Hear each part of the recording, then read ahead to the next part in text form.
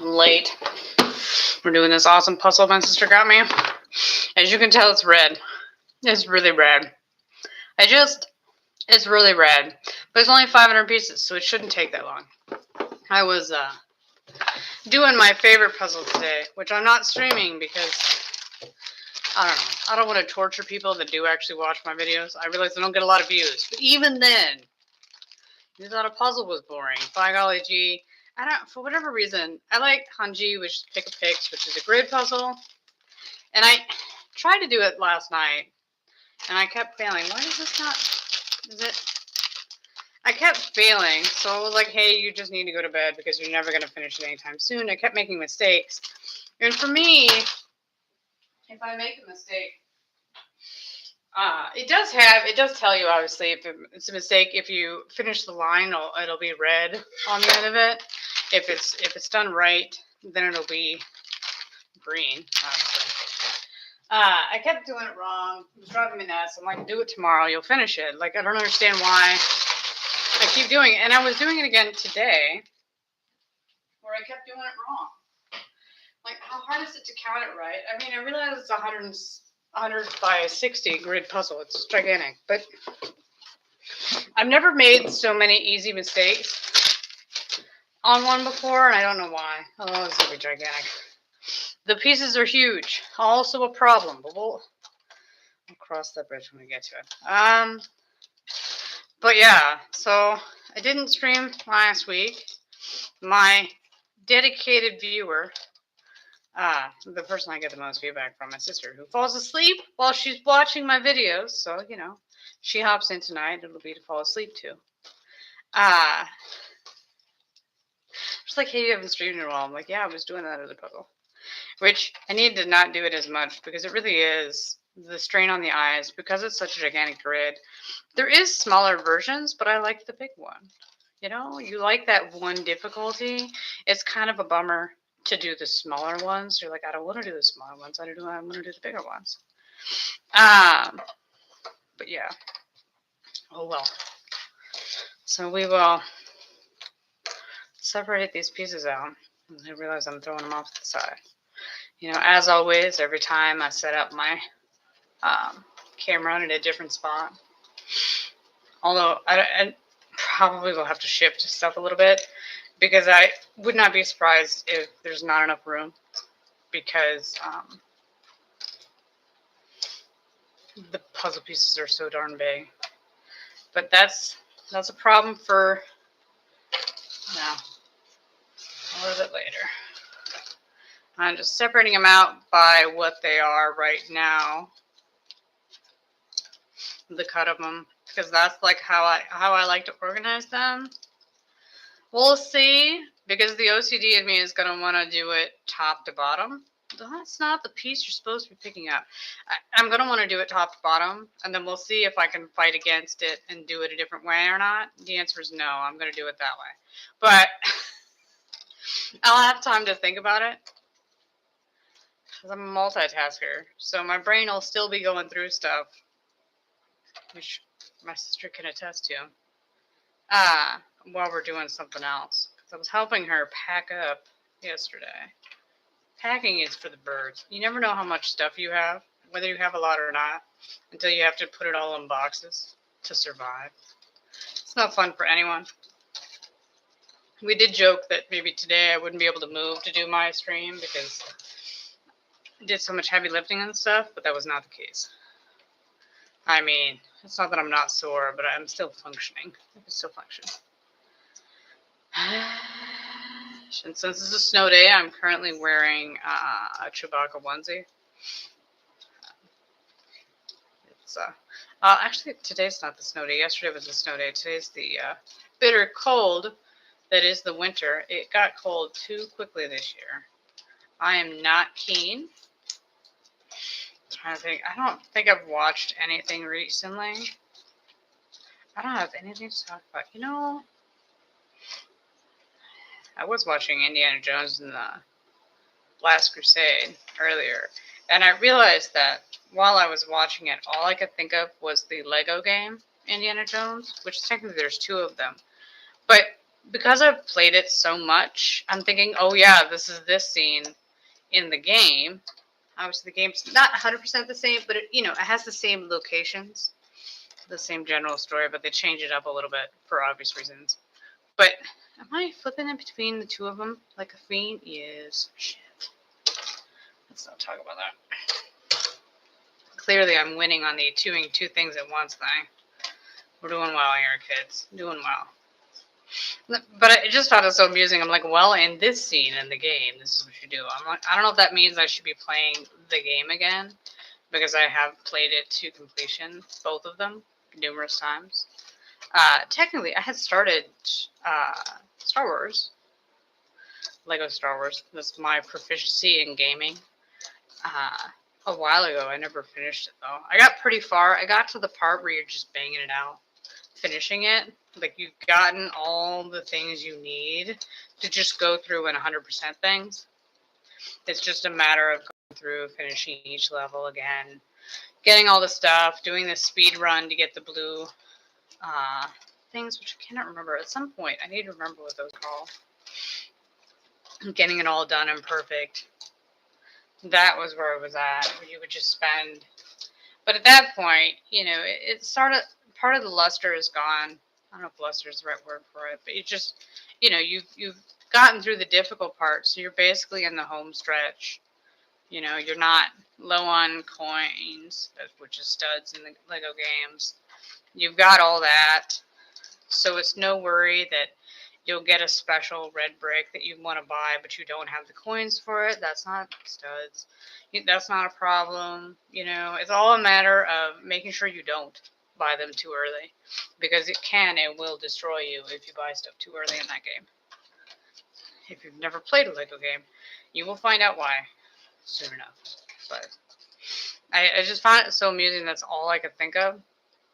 But I'd gone to Pluto TV because they have lots of streaming stuff, good movies that's free. Yes, there's ads, but I don't mind watching ads when it's from a free website. It just drives me up the wall when it's one you pay for. If you have a subscription for something, you shouldn't have to also watch ads. It's not my fault. You can't budget accordingly. You spent too much on the exclusive content, and now you're hemorrhaging money. That's not a me problem. I didn't fuck that up. You made that decision. Why should I pay for your crappy ability?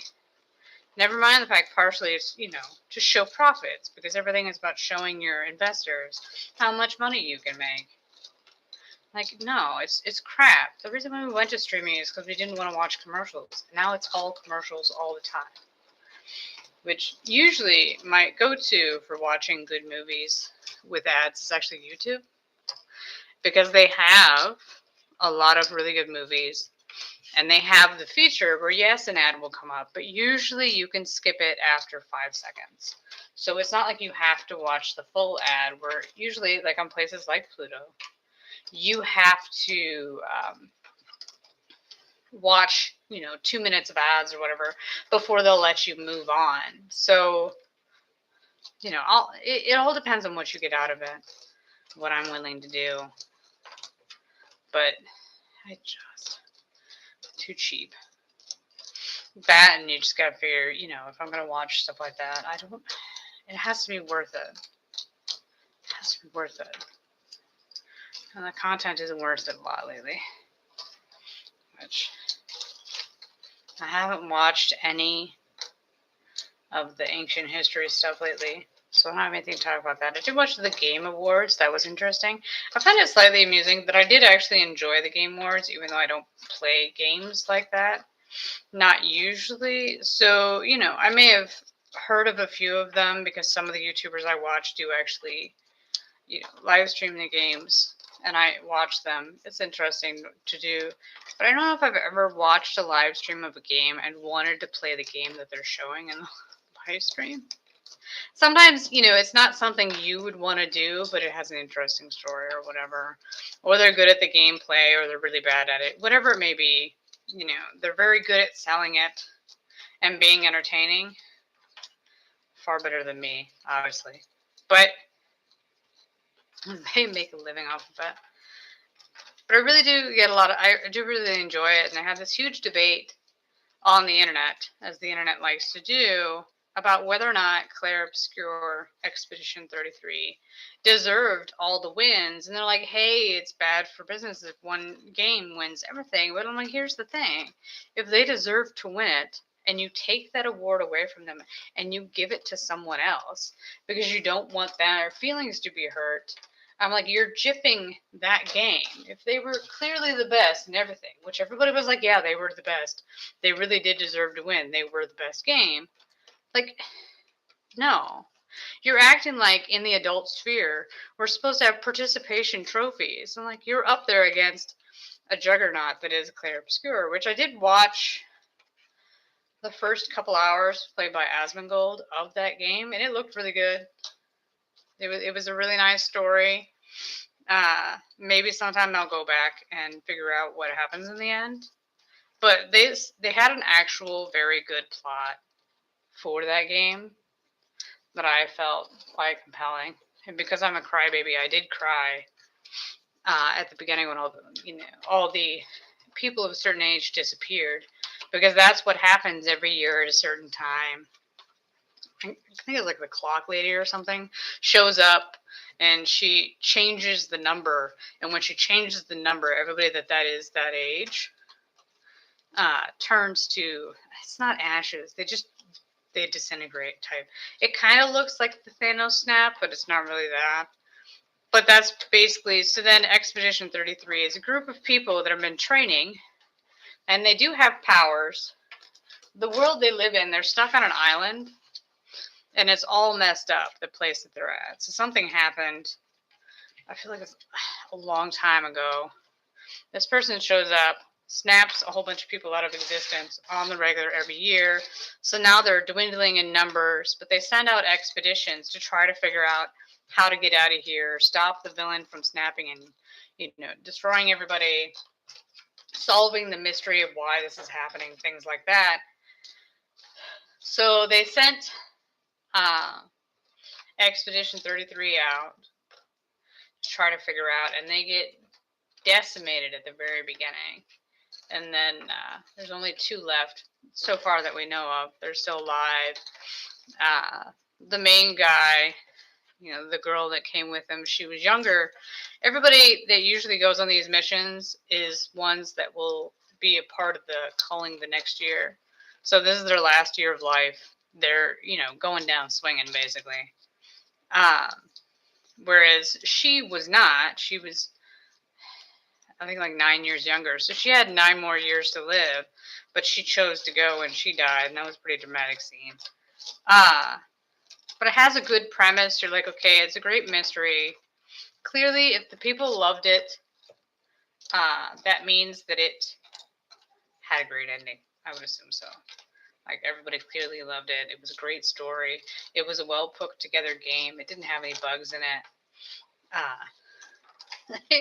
The other thing I watched, the reason why I could talk about games like I actually play them, I watched Mahler's 17-hour video of how bad Star Wars Outlaws was, and he ripped it apart.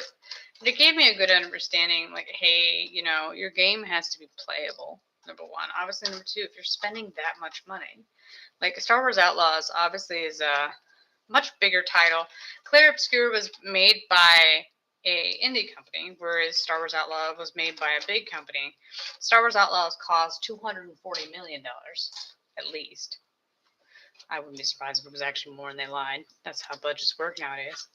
And then Clair Obscur cost 21.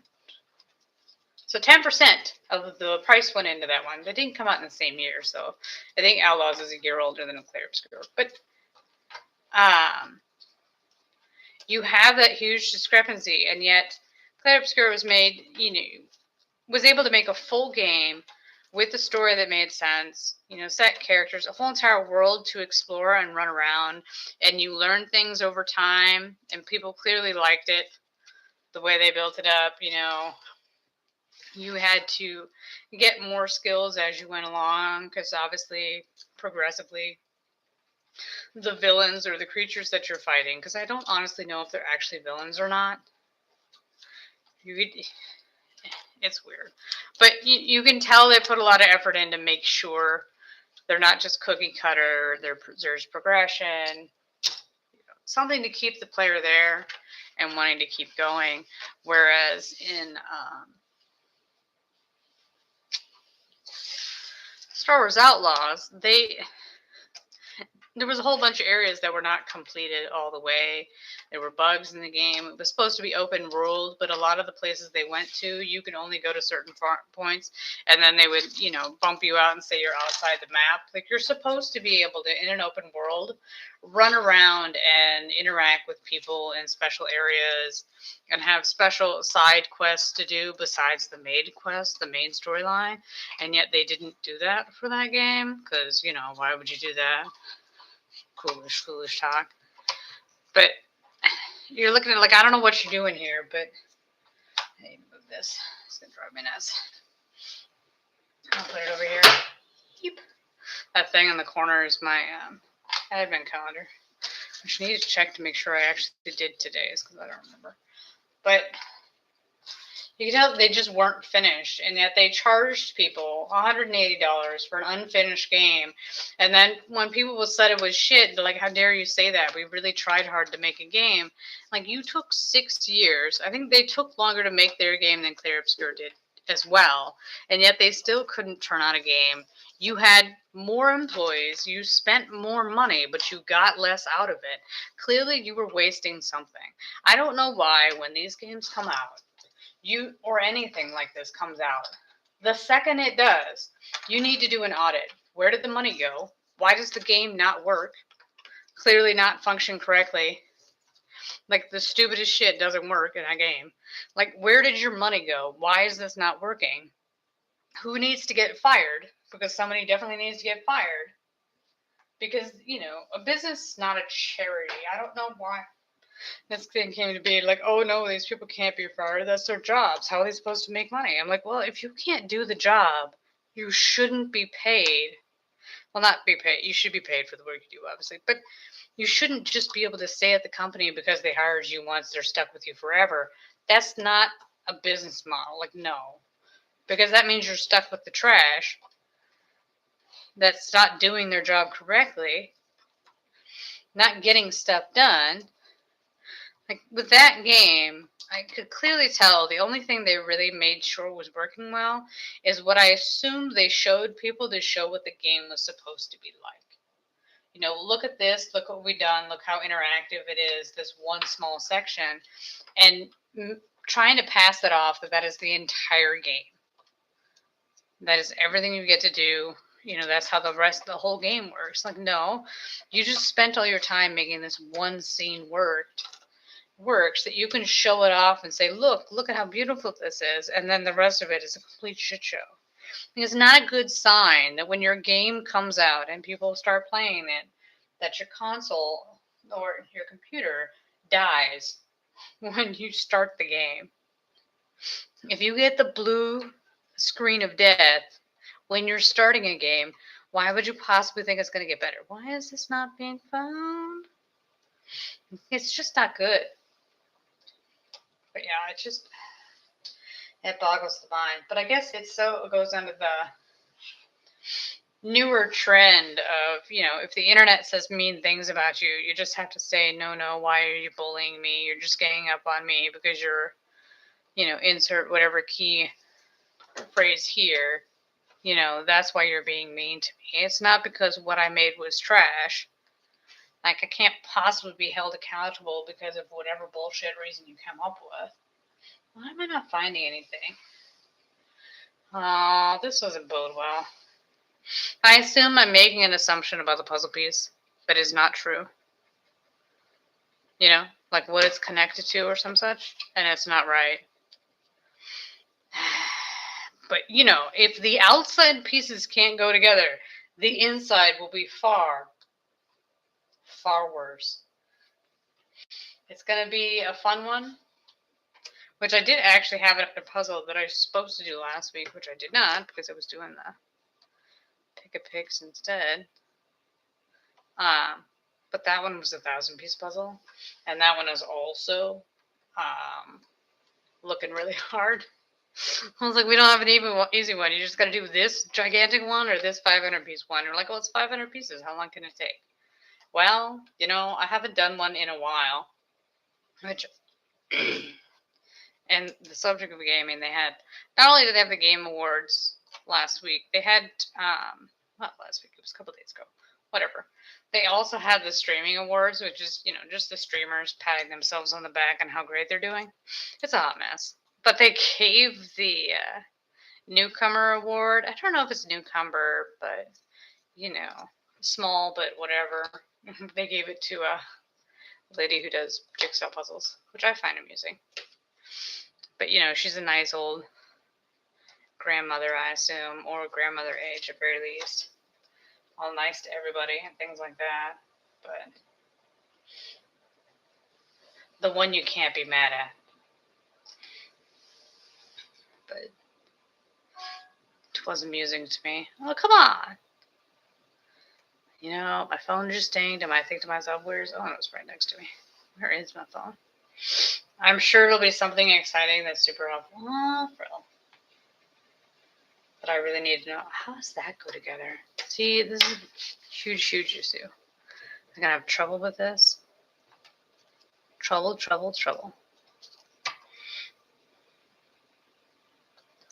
But,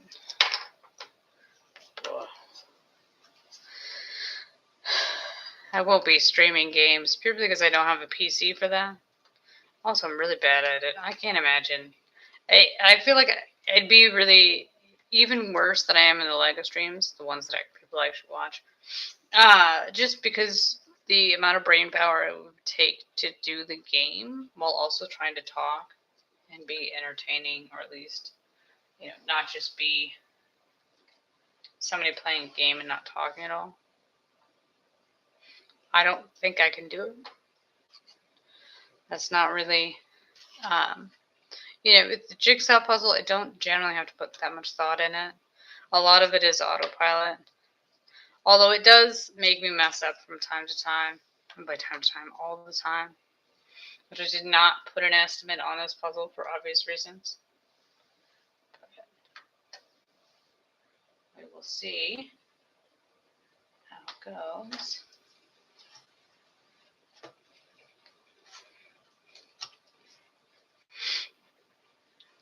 Good movie. Since we've been at it for 22 minutes and I don't have the outside together, it's a good sign. But it has been, since the last time I did a puzzle stream, it's the last time I did a jigsaw puzzle, so. It's been a little bit. Just a little bit. Sister did get me a Star Wars Advent calendar, and I thought about, why do you keep wanting to put her together with that one? Streaming the everyday, putting the things together, but I did not do that. Because I don't even remember to do them all the time. Like, no, I don't. Every once in a while you go over there like, crap, I missed a couple days. What can I say? The time is moving really fast lately. You're like, shit, what day is it? Like, how did that happen? Like, where did the time go? Christmas is almost here. It's going to be a white Christmas, which is disappointing. I'm not keen, which I watch a lot of Asian TV, and they always have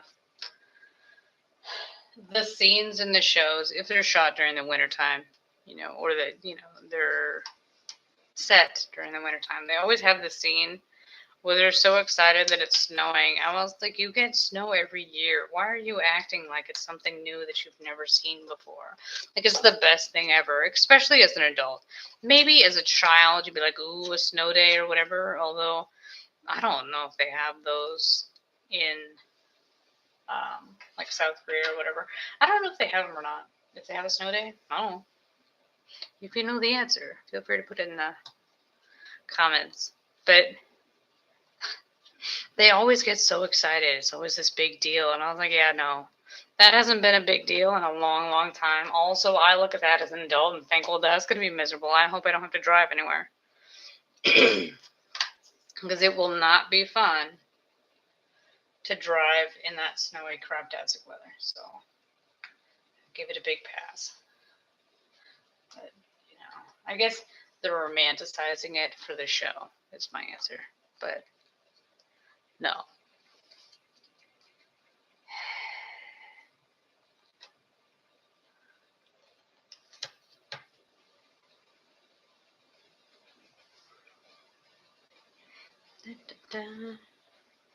Well, this one's at least the longest of the group. Aren't we proud? I might actually make it all the way to the other end. Like that.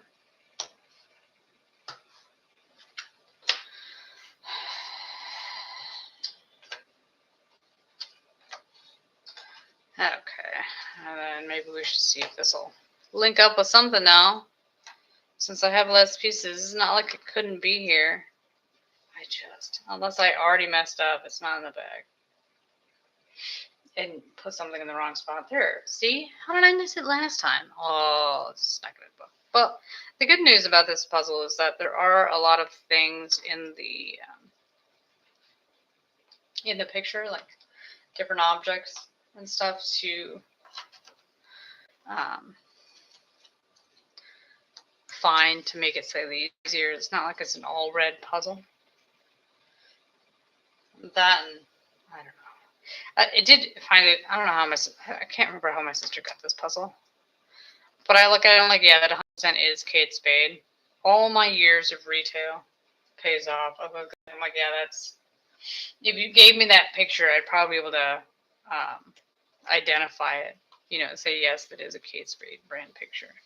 If you said it was a designer of some sort, which is a terrible thing to know. I mean, terrible for me. Like, that's not terrible. Worthless for me.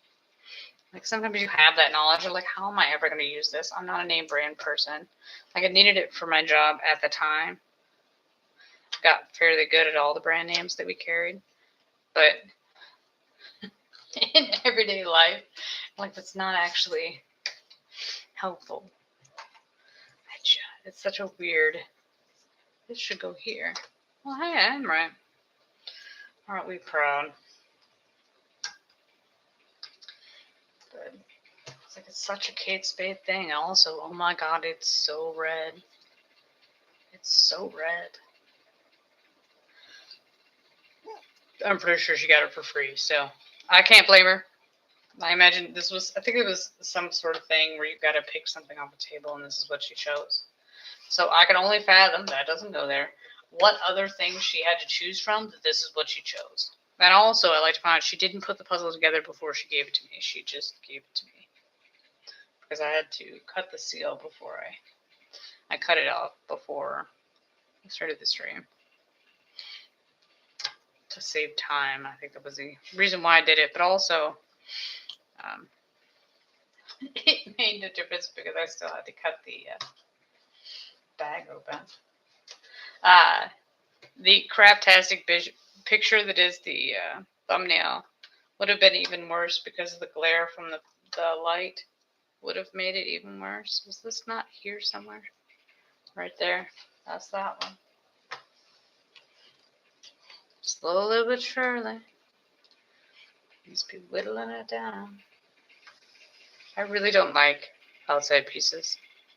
I feel like they're a waste of time, which is amusing because, it does actually help things get better. I think this is just because I once had a puzzle back in the day where I just didn't do the outside pieces because it just added time to the puzzle. Like, I don't care. We're just going to start doing the middle. Start doing the picture. I don't care about the outside. It makes no difference. It adds nothing. Not doing it. But, yeah, that's what we're doing. Yeah.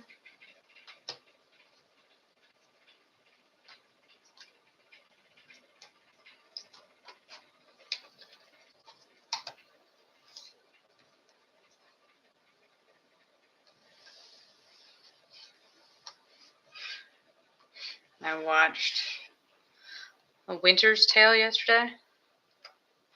The Winter's Tale, which is a Colin Farrell movie. Like, I saw it, and it was available on YouTube, so obviously I watched it for free. Like, I saw it, and I was like, I feel like you've seen this before. I'm like, I don't remember. Let's watch it. It'll be fine. And then I watched it, and it was a terrible movie. Like, it was so... It felt like it was missing something. It was kind of jarring at times. It wasn't written well.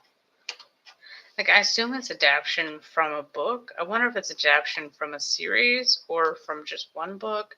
But something went wrong. I assume for time or whatever, you had to condense a huge story. Like, it did have an all-star cast, but that doesn't make up if the story is not great. Like, I feel like they were going for epic feel to it.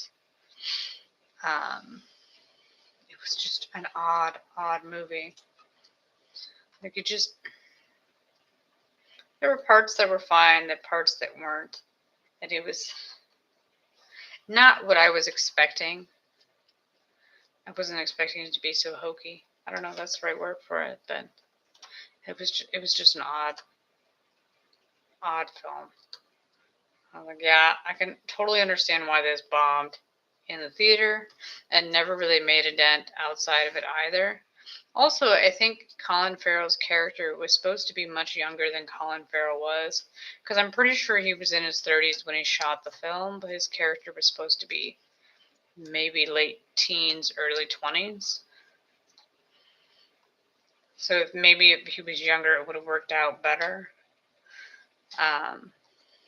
But that's what happens when you just choose a random movie without having watched the trailer or anything recently. Like, I know I've seen the trailer when it came out, but that was a while ago. So it was just jarring. I spent most of the time like, wait, what? Like, maybe it'll come together in the end. I was like, not really. No.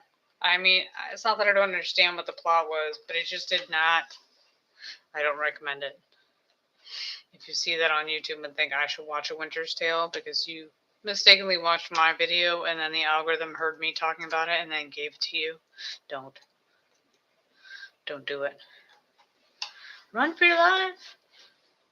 As I put all these together, something is clearly wrong.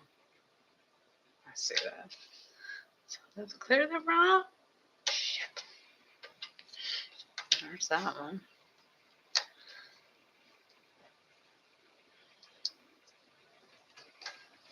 Does that actually go together like that? Okay. Who am I to question the craziness of what the hell? Ash. There's those. I feel like something's gone wrong. Okay, this one is the top.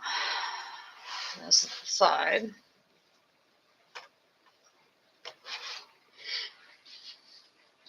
And this is the other side.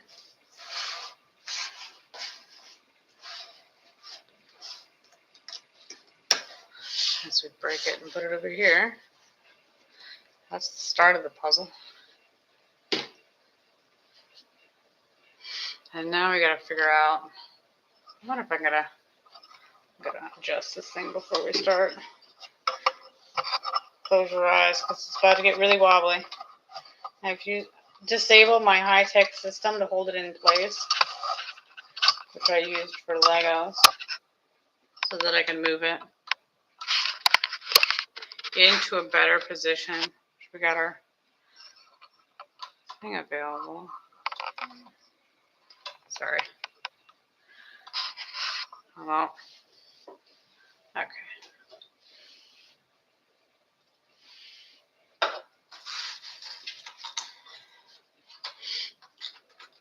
Pieces are so big. So big.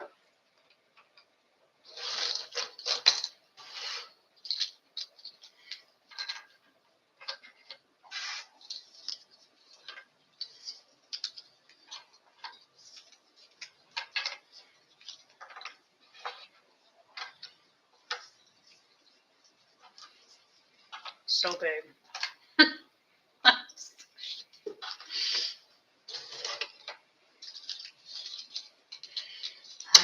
I always pick up too much in my hand, and then you're like, I can't hold that much, but okay. Why do we do this to ourselves? Well, you know, I'm trying to just be consistent. Some people would have separated out a little bit. The problem is there's so much red. I don't These are away, yes. Am I going to? No. But I will have the box, which I'll be constantly looking at. Actually, I'm surprised they didn't have a picture with them. They usually do, you know?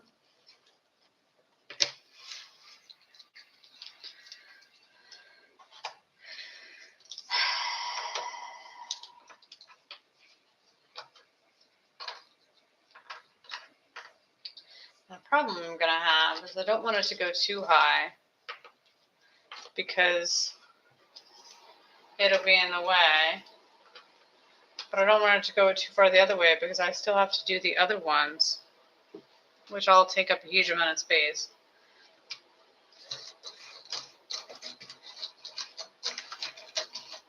A hard one.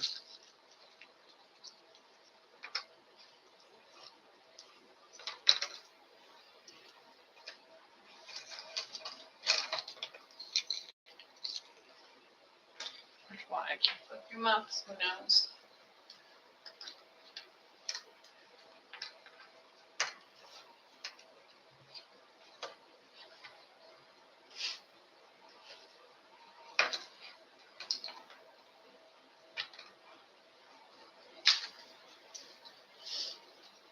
As always, as soon as I can start it, it'll be fine. It'll whittle down to a more manageable order later. I think it needs to be just going this way. What's happening here? I had the polar bear that I did on the crocheting stream. This is how high it goes? This is a disaster. Okay, neither here nor there.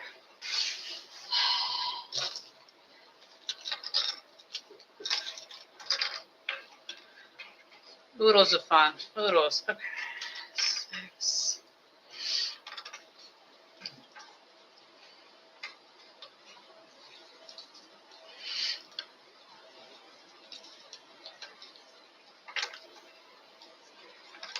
I need to move those out of the way, don't I? Yes. Yes, I do. They're so big. I wish it was tiny, because it just takes up less space. But no joy. So probably will end up being close to a normal size puzzle. Ish.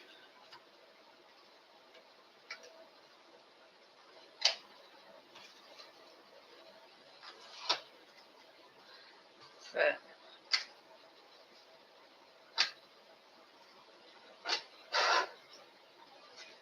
okay. Yeah.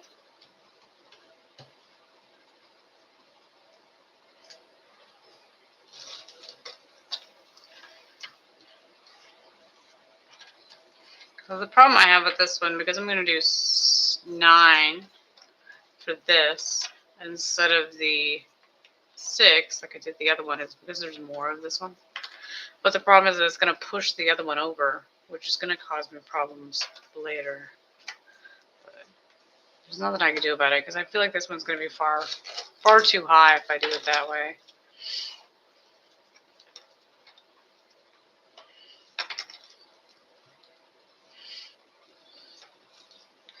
But we will persevere through the messiness that this is, because it is messy. There's a lot. Hopefully once I get it set up, it'll go smoother. That's the small things. The lies one tells oneself to make it easier. Although I wonder if I could put the last 2 on a placemat. That might be what I do to save me space, because I don't want to do this all the way to the end, because it'll not only be annoying for you, but it'll be annoying for me as well, honestly, to go all the way over there. I don't know if we're going to have pieces all over the place, but we will see how far over this thing goes. But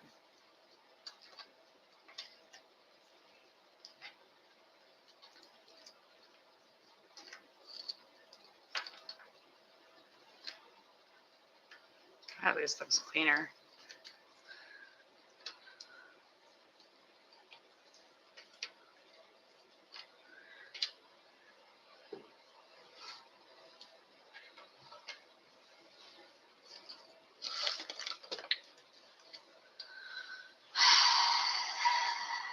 That, I always hook the table. I'm always bumping it. That's not right. Why is this hooked on there like that? Oh, this is why we're having a problem with the other ones not connecting right. Because this is, I mean, technically it is the bottom. That's not how it's connected. Clearly something's wrong. Well, congratulations. Something you will fix later.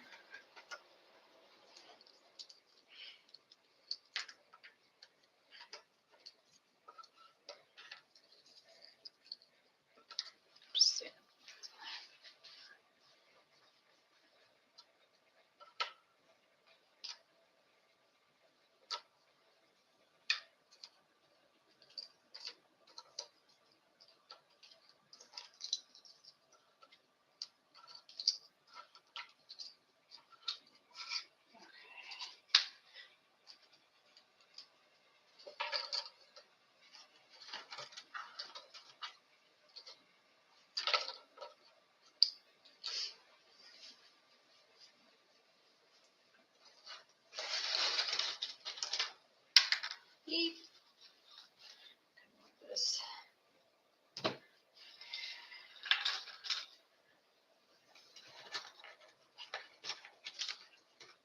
Finally get that. We're going to get our handy tool. Where I put it.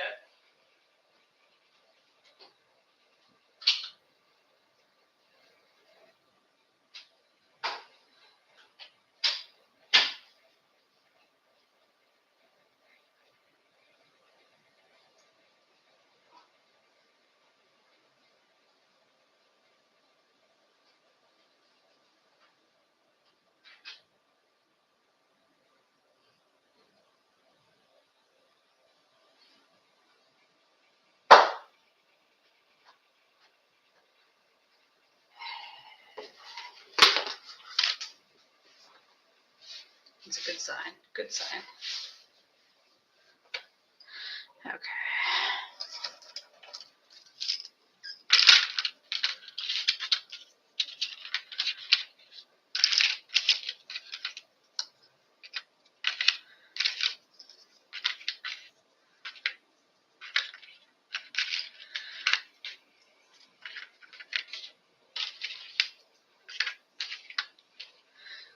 Yes, my handy dandy tool is an actual placemat that I got from Dollar Tree. Don't knock it till you try it. It's my answer. I mean, that's not what I bought it for. Obviously, I bought it for a liner for my a drawer. But this is what I use it for a lot of times. I'm just gonna put those on there because I don't care. I guess we could probably do that in the end.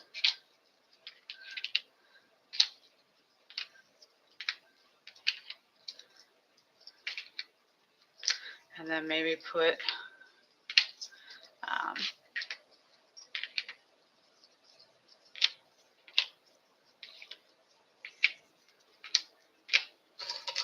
all these on here.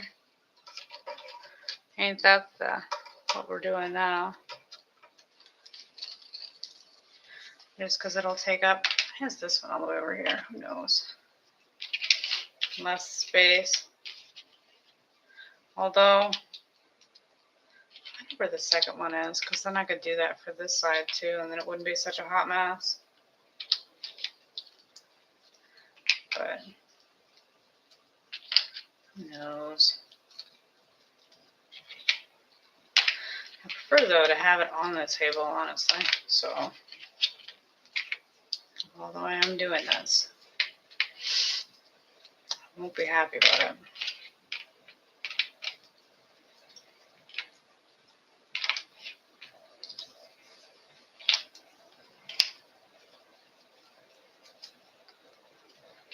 There's those. That looks fancy. And then our problem is the middle. This nonsense is going to be a hot mess. But one could hope that because it's one longer, it won't take up as much space. And that is the lie I'm going to tell myself until the end of time. Should I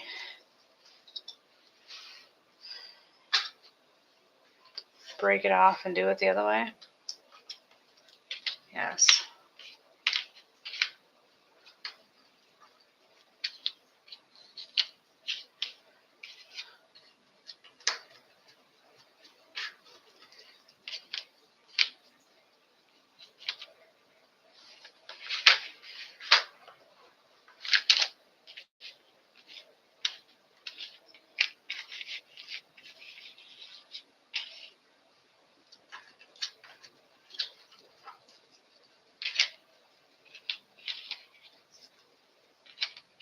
As always, call an audible, do it the way you want to do it. Since I got this, I'm going to take these off here and then go to another row of the other one so it's not so tall. That is my plan. This way, it'll give me more room on the main board.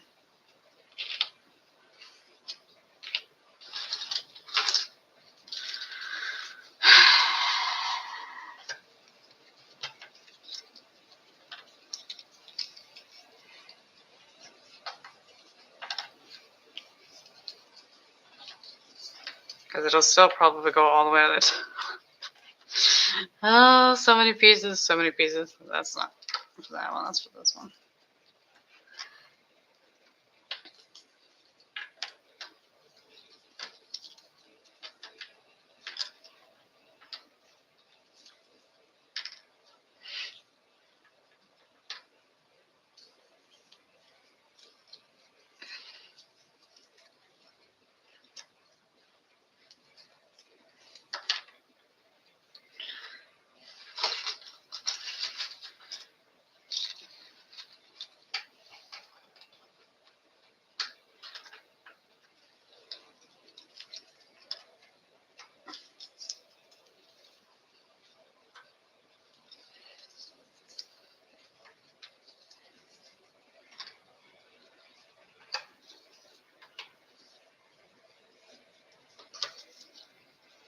It was definitely a wise decision since how high it went, even without.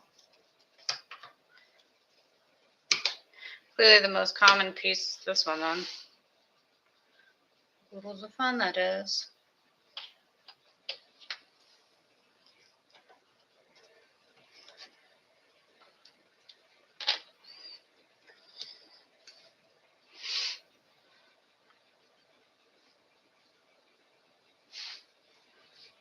And we'll just, as always, start from one end, go to the other.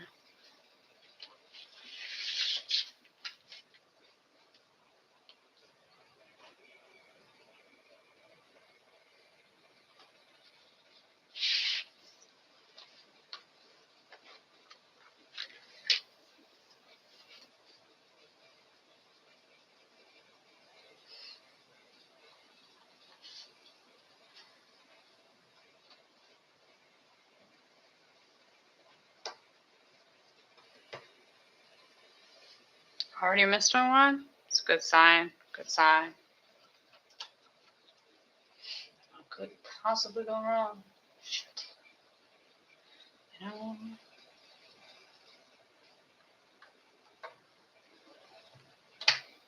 It's a full-on bow.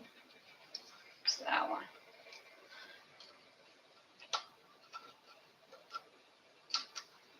I always generally assume, you know, if you have one piece in one spot, that the next spot's not going to be the same piece.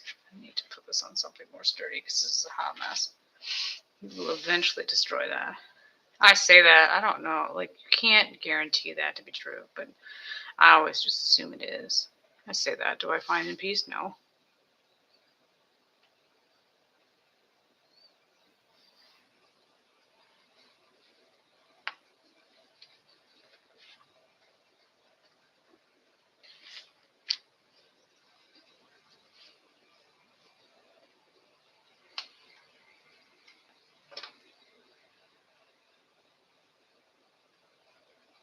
that, and I walked in to get the the placement I used to put the puzzle pieces on.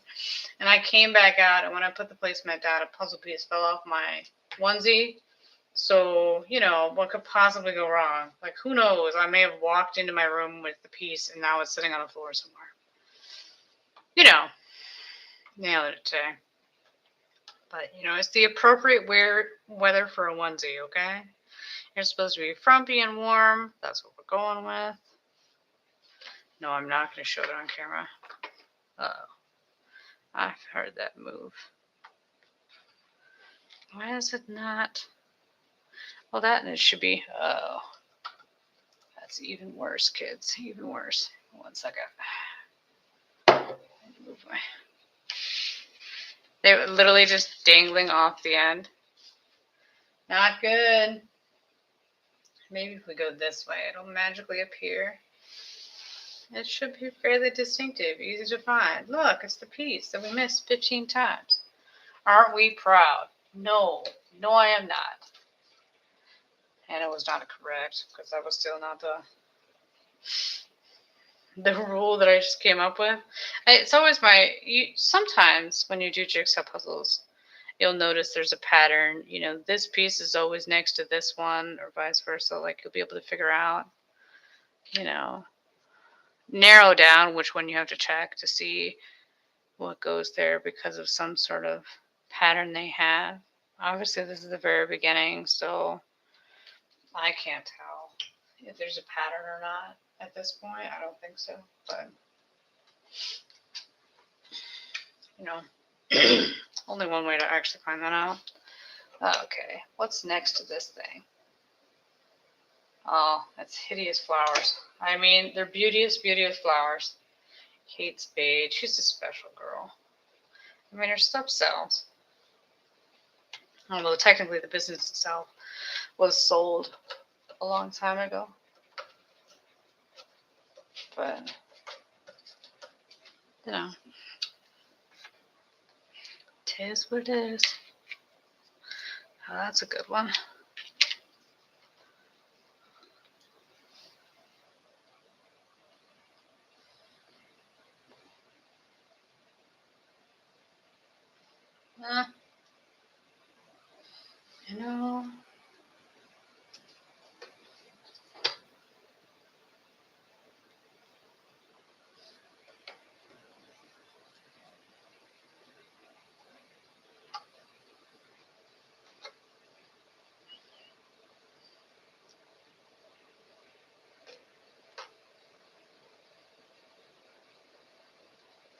Oh, that's probably not right then.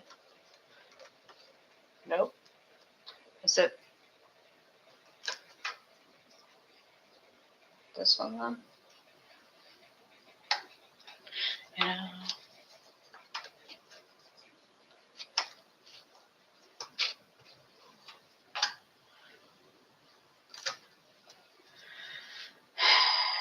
Probably helps if you're looking for a piece to choose the most distinctive side to look for and not the most obscure one.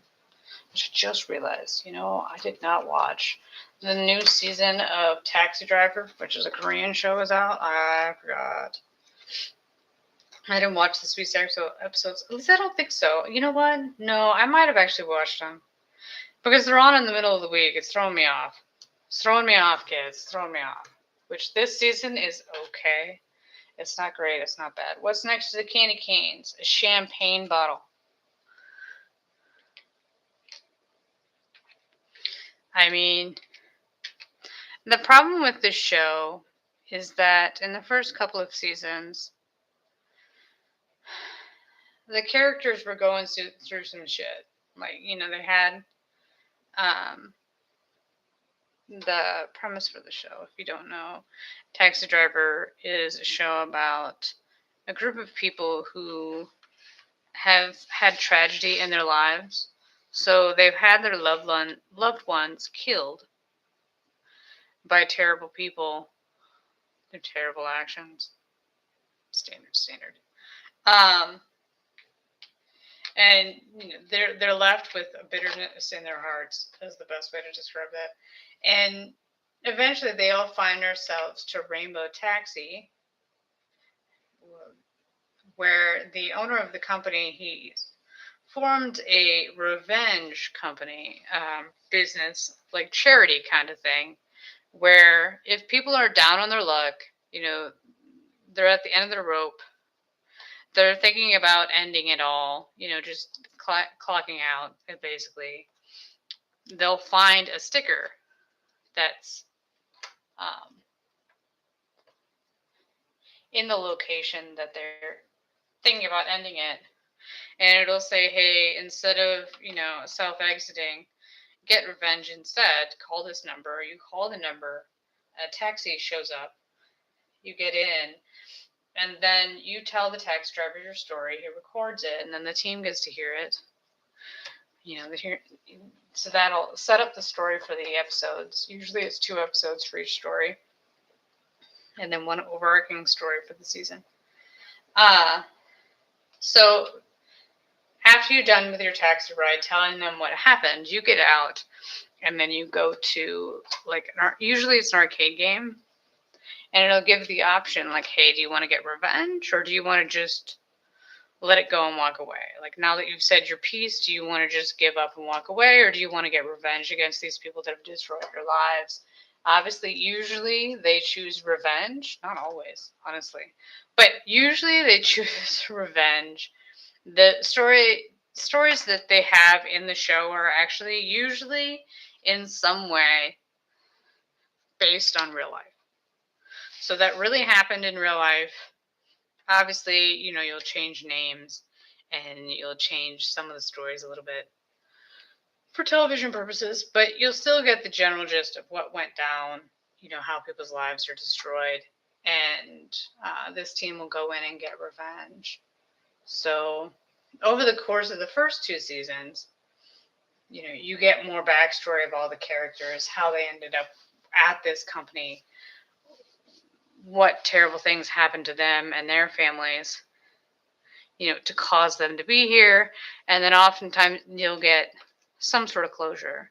But because you have that closure with the characters, you're taking away some of their grittiness. So some of the things that I don't like about this season is that the main character, the taxi driver himself, the guy who's like the action guy, the tough guy that, does the fight scenes and fun stuff,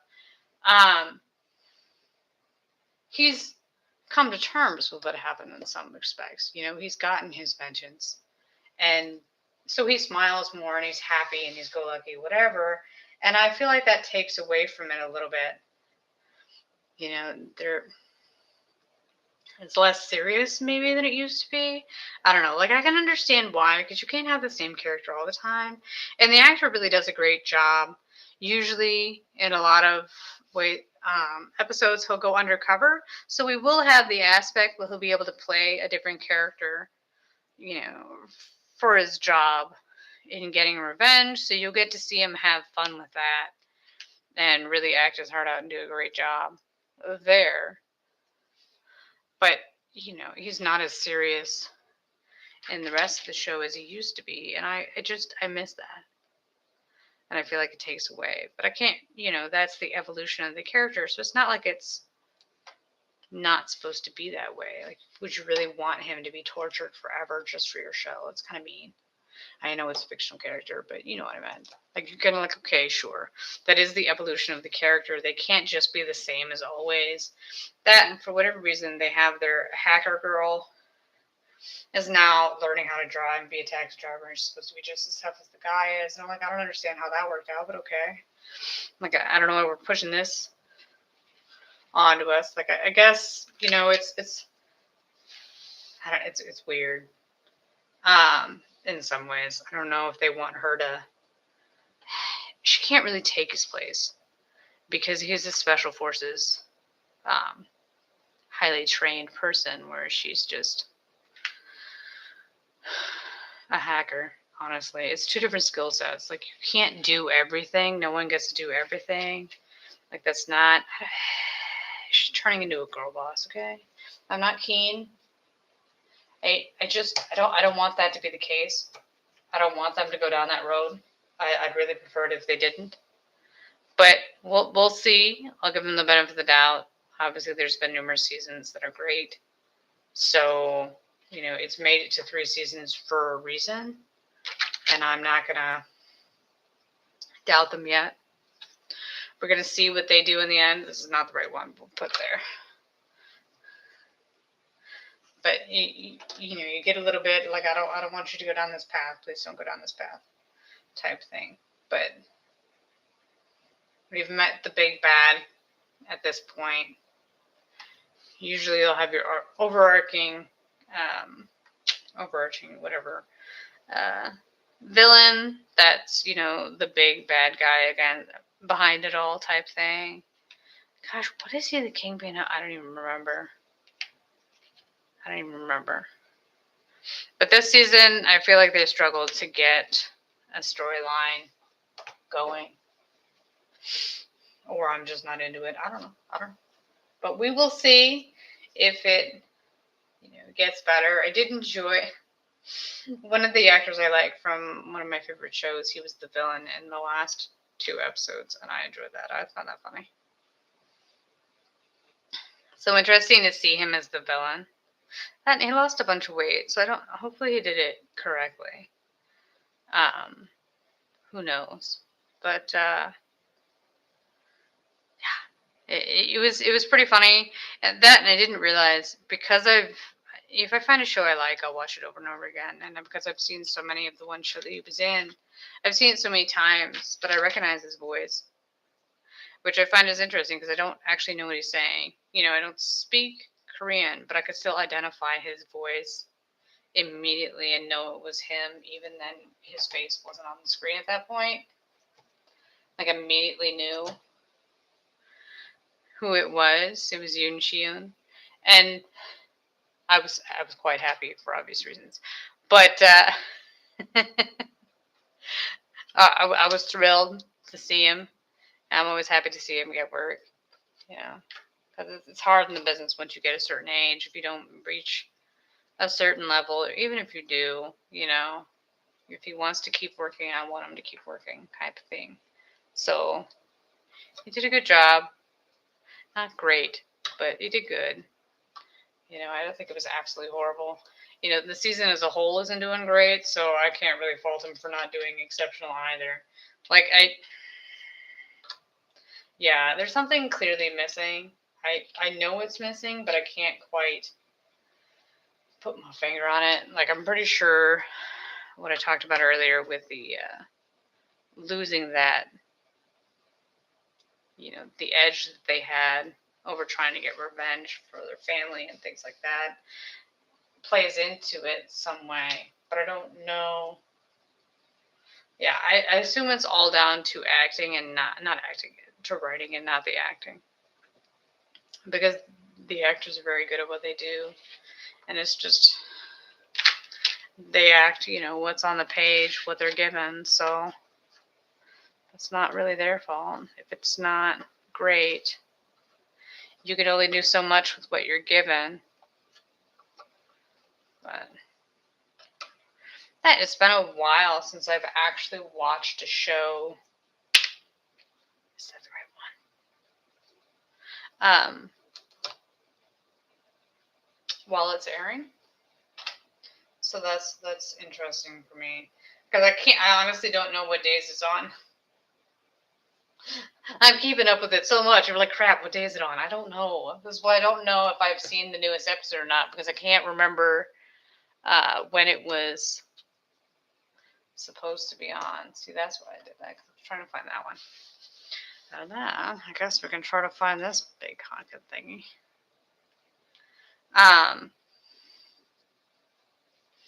But yeah, besides that, I've tried a little bit to try to find something else super exciting to watch, but I just haven't found anything lately.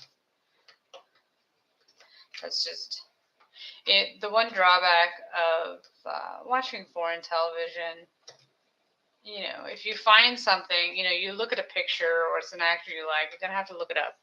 You're gonna have to Google it, see, if there isn't even a trailer translated into English. That's not always the case. So there might not be a trailer. So if there's not a trailer, or even if there is, sometimes the trailer doesn't tell you what's going on. Then you gotta look up the synopsis for the show and maybe see if somebody liked it or not. It takes a lot of work, and that because I haven't been keeping up with and watching the trailers for everything that's came out recently.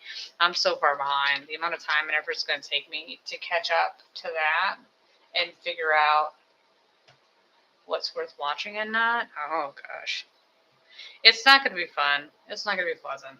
What is this supposed to be?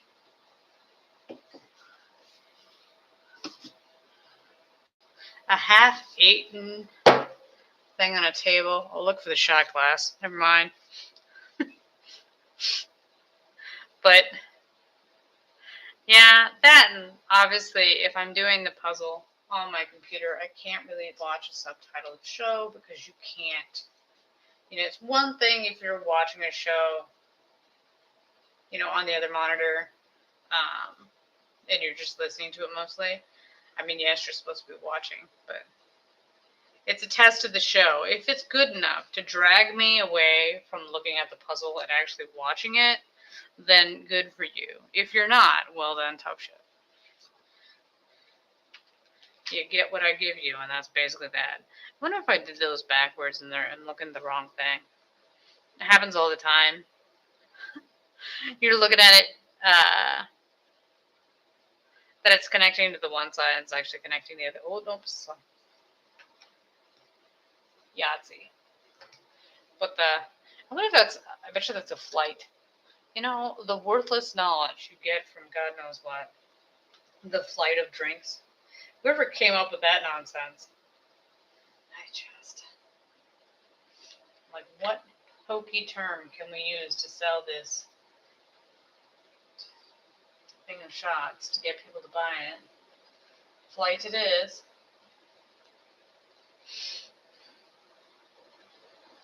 Then, I remember the one time, I think it was a work thing, we were all got together, and they were ordering the flights of drinks, and then they stole the plate the flight came on. I'm like, how fucking annoying are you to steal the plate? Like, what ass does that? And they all thought it was funny, and I'm like, yeah, it's not funny. It's not really funny. Like, it never even once occurred to me, even if you like something, to just steal it. No, not really. That wasn't on my list. Well, they took it. I didn't say anything because I'm not doing it. It was not a hill I was willing to die on, so it is what it is. It's kind of ridiculous. See, I've yet again run into the vase, which should be fairly distinctive and easy to find, and yet last time I struggled with the vase. Why is the vase giving me so much trouble? That's not the right box. Don't look at that. That's not right. Stop thinking that's going to be it. That's not it. Like, before you move it, do all the other ones around it. God knows. Oh yeah, see? It is. See, the green vase should be super easy. You can't see it because it's too far up. The green vase should be fairly easy and distinctive. Easy to find. See, now I'm finding it. Arg. Well, hopefully over the course of time, we can whittle this down so I don't have to, this is a martini glass. Martini glass. And then we're back to, it's a bowl. Maybe if I do the plate of, it looks like this. Is it the next one over then? Like that, maybe? We're like great googly moogly. Why are you asking me? I can't see it. You know what? But you're supposed to psychically know what I'm talking about, right? I don't know.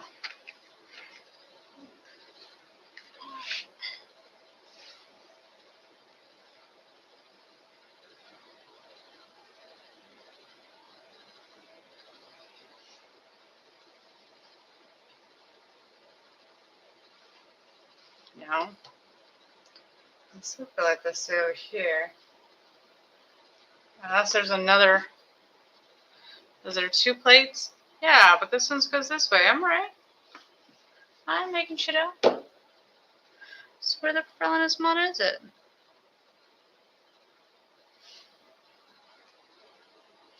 I'm driving myself crazy. Look.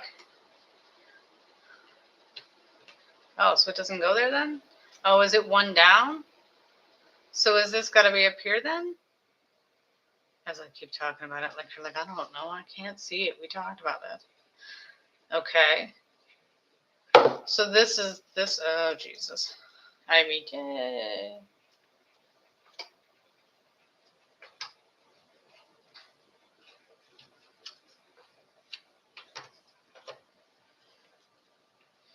Okay. So this is the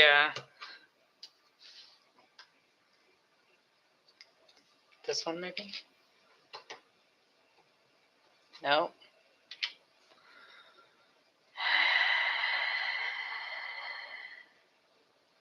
Nope, it goes this way.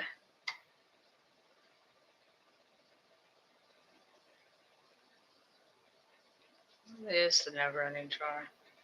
Okay, maybe it's underneath the pile of stuff. No. You know, small things. This one. Okay. No. Then where does it go to then?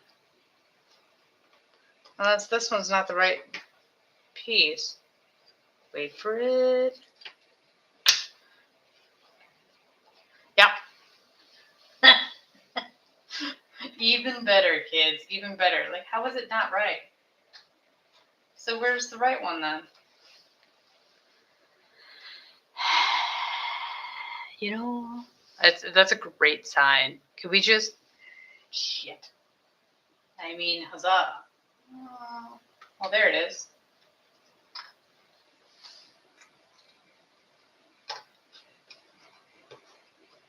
It's because the... Well, no, because then this one's not right, because this is there. Oh, my gosh.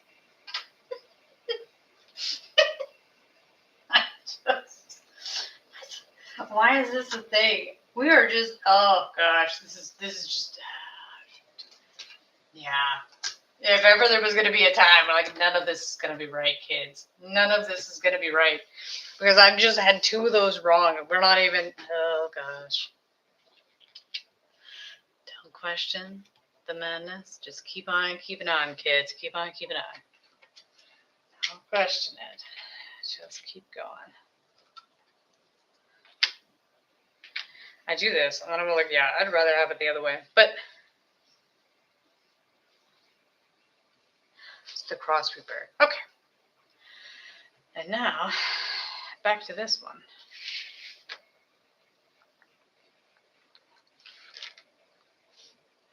Which will be... Oh, look, this one goes here.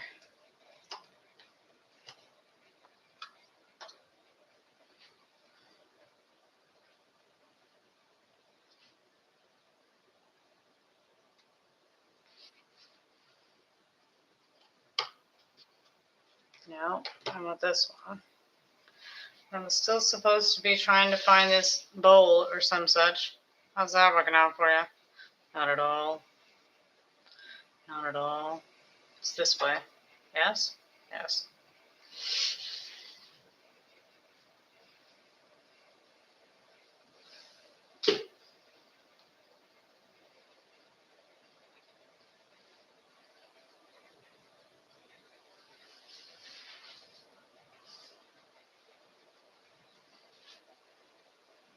Really?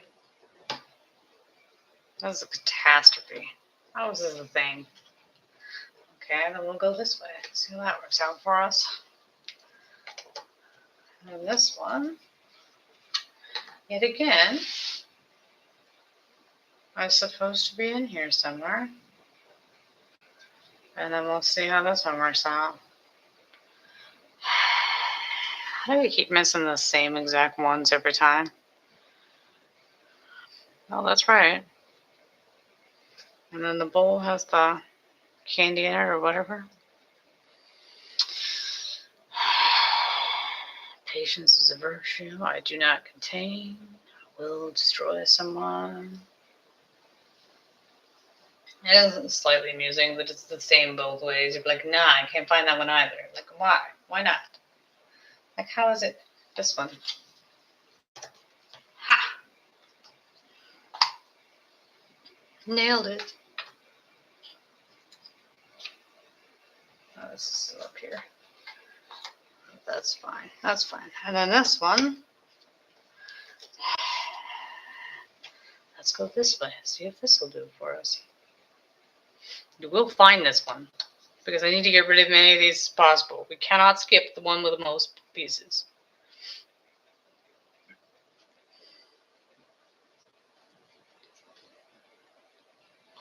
Great googly moogly. There we go. Did it have the green in the spot that I kept bitching about? Yes, it did. I clearly missed it. Just straight up missed it. What is this? Under the flight. No. Next to the bowl. Yes. It's the bow on top of the present. This one. Nailed it. There's this one.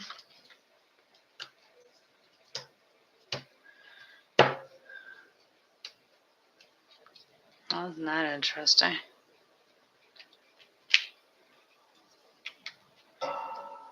Uh-oh. My bad.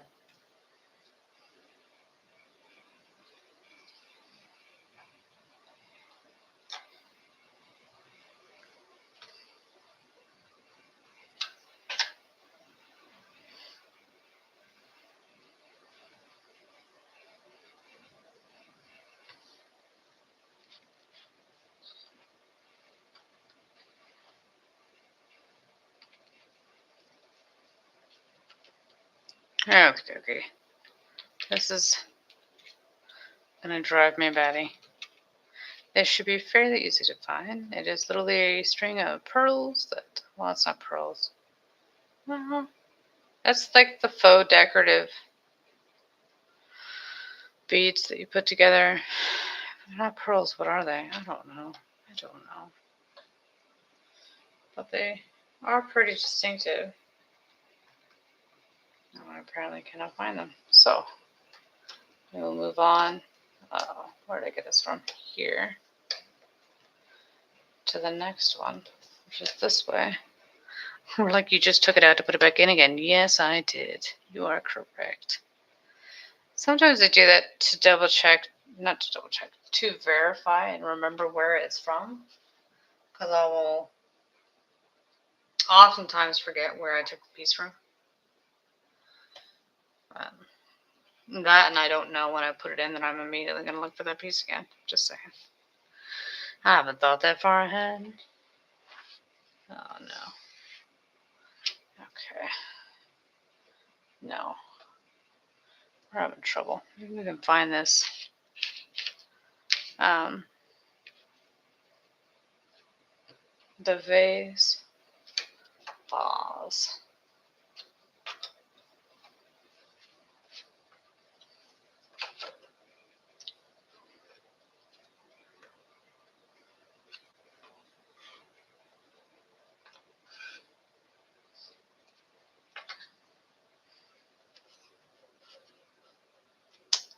So a champagne bottle.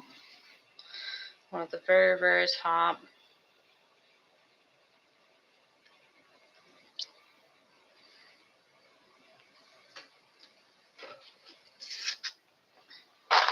Beep.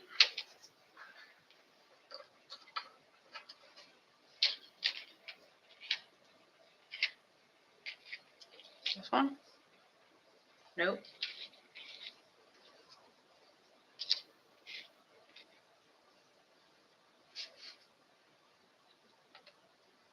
Driving me nuts. How about that one? exciting. What's next to the champagne bottle? The yellow thingy and then the lid. Oh. Yeah. Oh, maybe I'll have this one somewhere.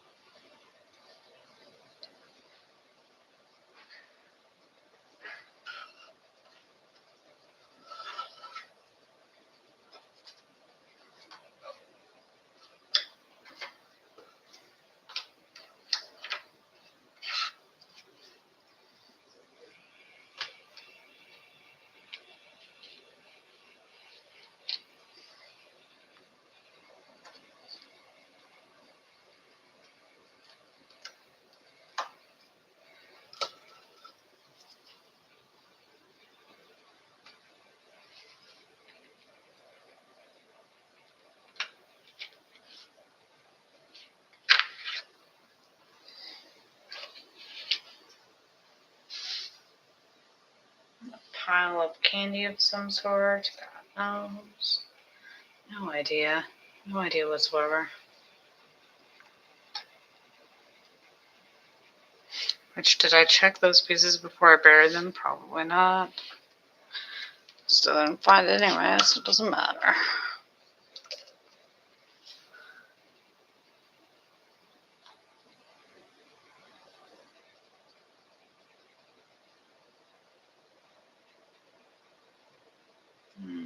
The champagne bottle and the stack of candy.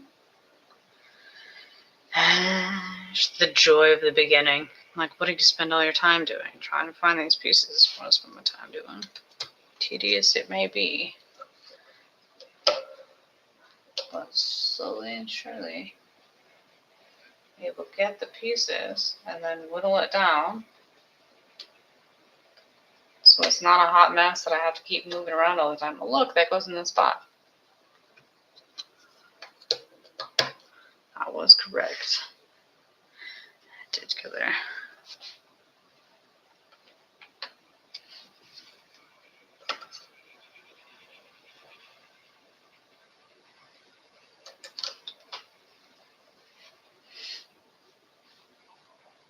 See if I could eventually start getting the pearls to go in, because that's giving me fits too.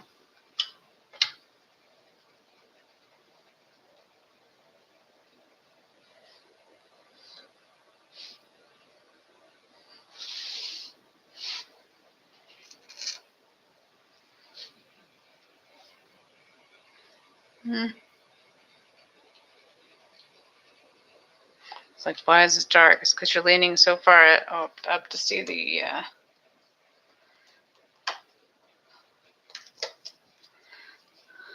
if the piece goes there, that you're blocking the lights. What you're doing? You're so big, you block out the light. It's not happy side.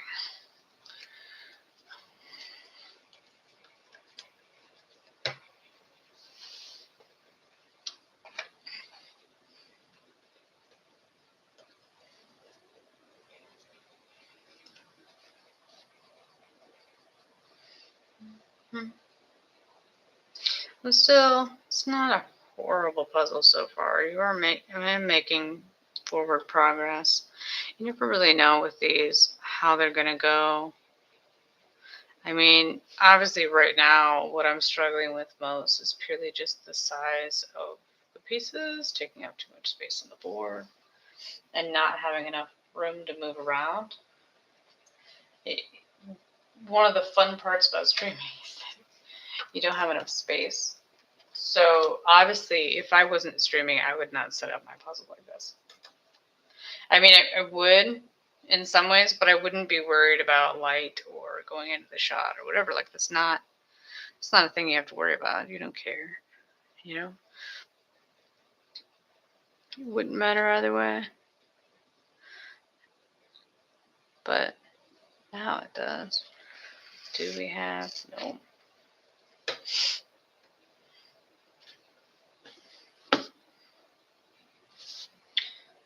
This one.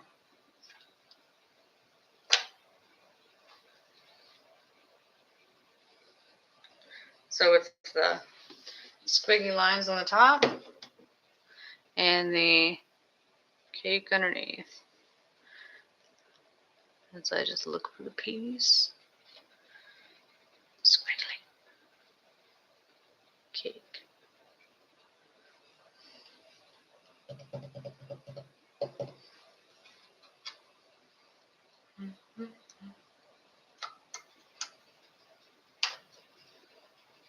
Unless there's more than one squiggly cake. Is there more than one squiggly cake? Yes. Shit.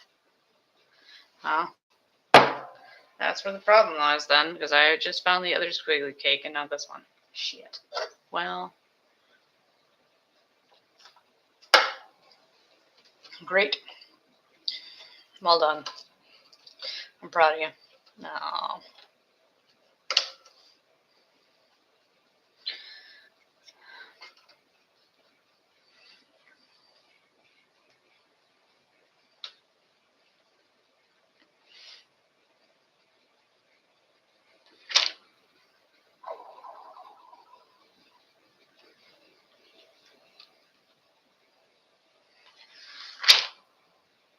No, they just keep shaking the whole thing. It's only a matter of time. Is it really this one? I just didn't get it right? Yes. Well done. I'm proud of you. I just...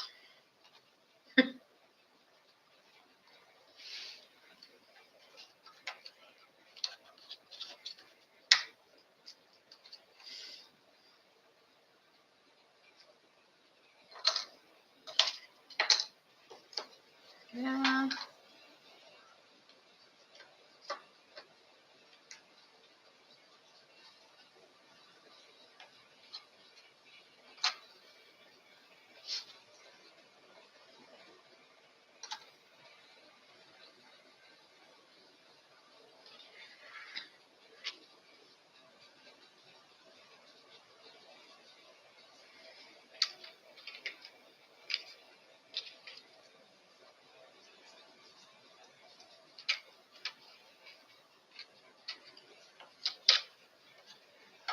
What's next to it? A ball.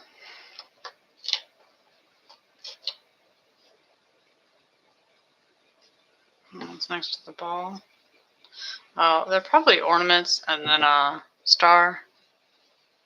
Like the circle ornaments. The super breakable ones that everybody kills every time. You know? If you're in a family with kids, the kids have already broken all those. You know, it's the small things. Not that I ever broke any when I was a kid. That would never have happened. I don't know what you're talking about. I mean, I didn't break it deliberately. Does that count? Accidents happen.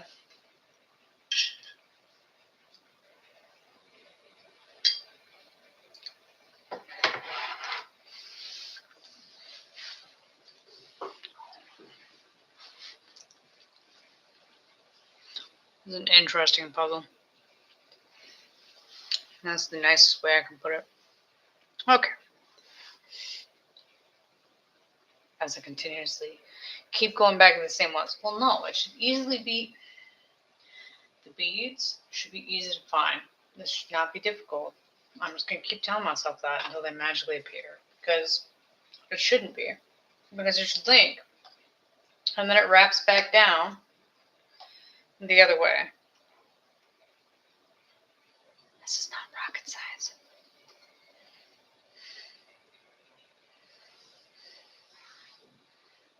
As I talk it into being. Crap. Also, did I just... Am I looking for the wrong piece? Yes.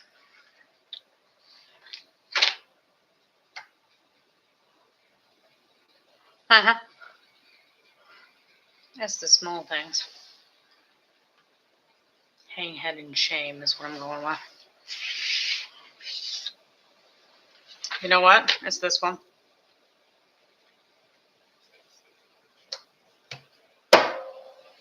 That's right. Dastardly fiends. And this one wraps back down after the piece goes through it.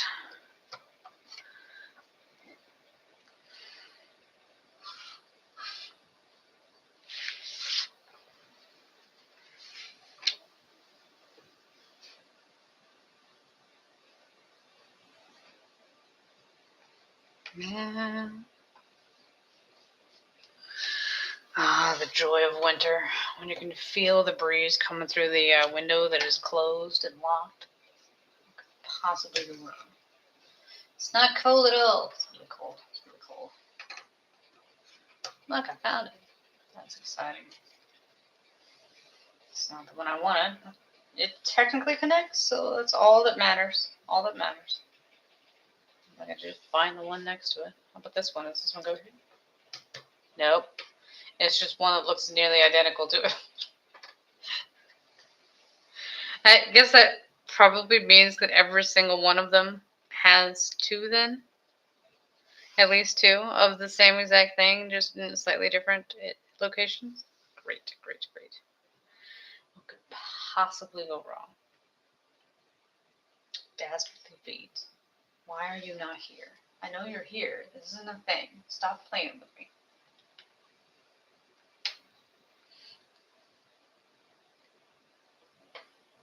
As I fight it. Can you just do this one? No. Ha! So now it has to be this one. For Pete's sakes. It's fine. It's fine. It's fine. We'll do it from a different way. Does this not connect to this one?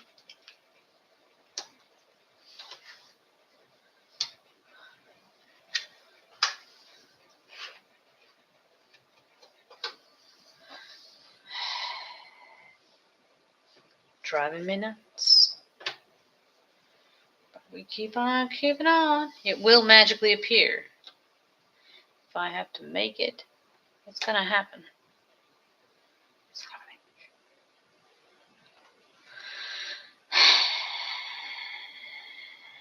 coming. Nope. What's next to it? The glass that's on its side. Okay.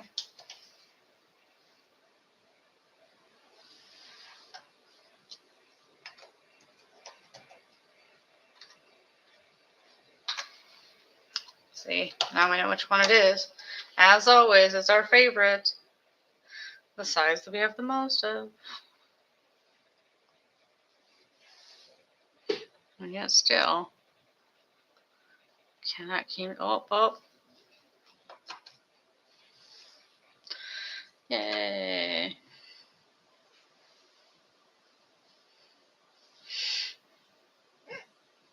What's next to it? The spilled drink. It's exciting. Let's go this way. We've got the gift next to it. I don't know if I tried this one earlier and couldn't find it, or I just didn't go that way. I don't remember. This one.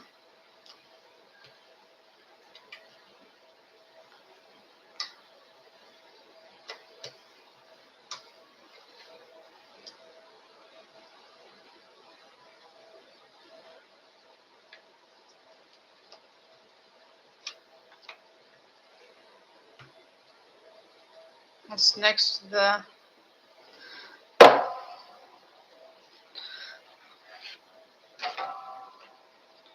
that's the top of the circle thing.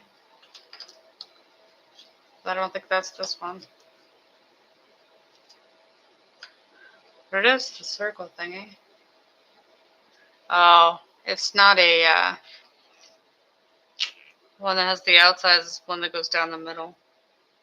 Oh gosh. It's the same thing. It's a multi-level tray you use to display when you have goodies and stuff on it. But, God, I have completely forgotten what it's called. My mind has gone blank. The hundreds of them that I've sold over the years. Can't remember what it's called. Not that I've ever used one myself. Well, you know, maybe. No. Putting it on display for work, I'm going to say that just doesn't count. I mean, technically yes, but also no. I didn't use it for its actual purpose. That was just showing what it was to try to sell it. So, I'm going to give it a bust and move on to something else.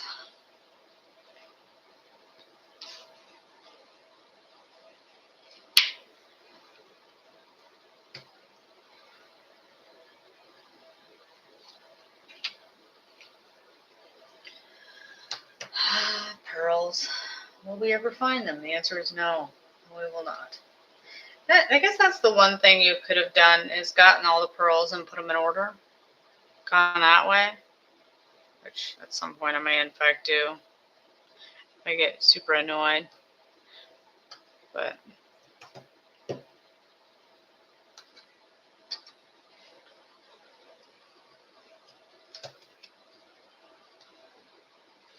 first, we're going to see how far we can make it this way.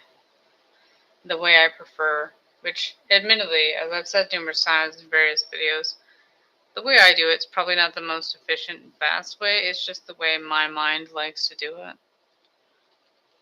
Like, that's probably not the right way to say it either. That's just the way I prefer to do it. So obviously there are many ways that you could do this that's faster, organizing it in different ways, things like that. But for me, you know, I don't. It's a plate of crap, is what it is.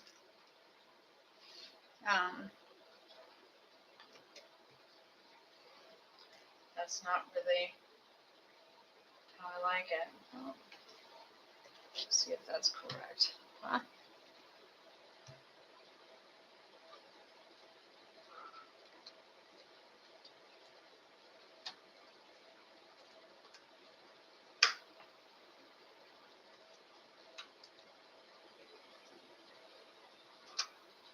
Okay. As always, doing a great job. I'll just keep trying to get the pearls every time. Maybe I should just do the pearls now as I'm thinking about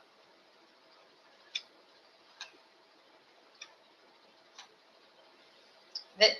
The problem I have with doing it out of order is that I will put stuff together, which I have already done. If I run across a doppelganger, the one I'm currently doing, I'll put it together. But the problem is when I get to the next one, I will forget that I have other ones that I already put together, and then I won't look at those. So you miss the ones that it is, and then you waste time looking elsewhere for it. So it's something I'm not good at. And I know I'm going to forget, which is why it's such an issue. I know myself. I know what I'll do wrong. I say that we'll end up doing it, but tis what it is. You know, we all do things however we like to. I mean, whatever way our brain likes to do it. Also, in the end, I'm doing this for the fun of it because I like putting jigsaw puzzles together. So, whatever way works best for me may not work best for you, but you need to do it your way that makes you happy. And I will constantly stare at it thinking, oh gosh, it should be done this way. But I won't say anything, I promise. I'll just stare at it. It's only an hour in.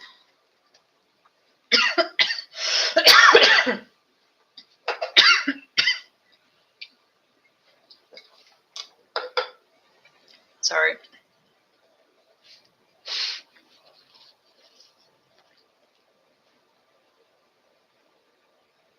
Hour 40 minutes in. Not even close to correct. Does it just go all the way through and around and down? Yes. Oh gosh. That'll be oodles of fun. Oodles. What's next to this? Just the beads. Nothing else. Interesting.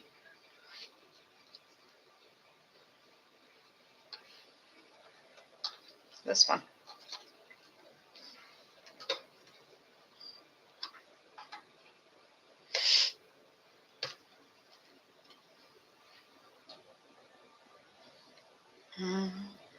Hopefully everybody will have a fun Christmas this year. Even though I'm not entirely thrilled with the snow thing. Hopefully it'll be a not very stressful. You'll get what you wanted for Christmas if you wanted something.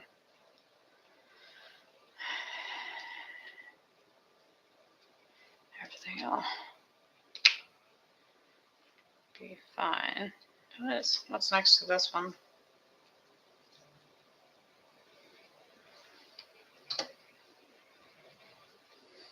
Okay. So it goes down the top.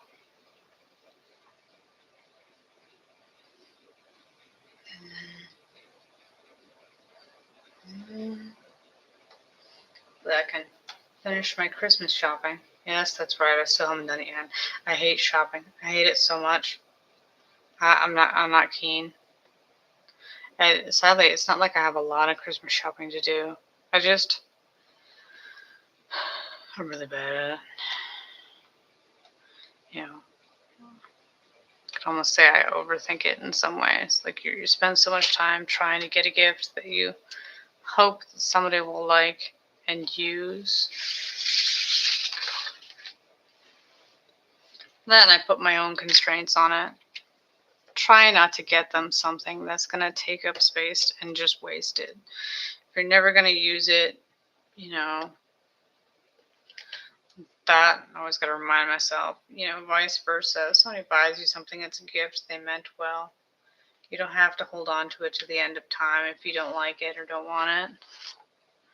You may be able to regift it to somebody else or, donate it or something. I don't know. Because we always end up with those gifts that sit in a drawer somewhere because you can't, you're not going to use them. You don't want to be rude and get rid of them. Those things, it's always a pain. But what are you really supposed to do about it?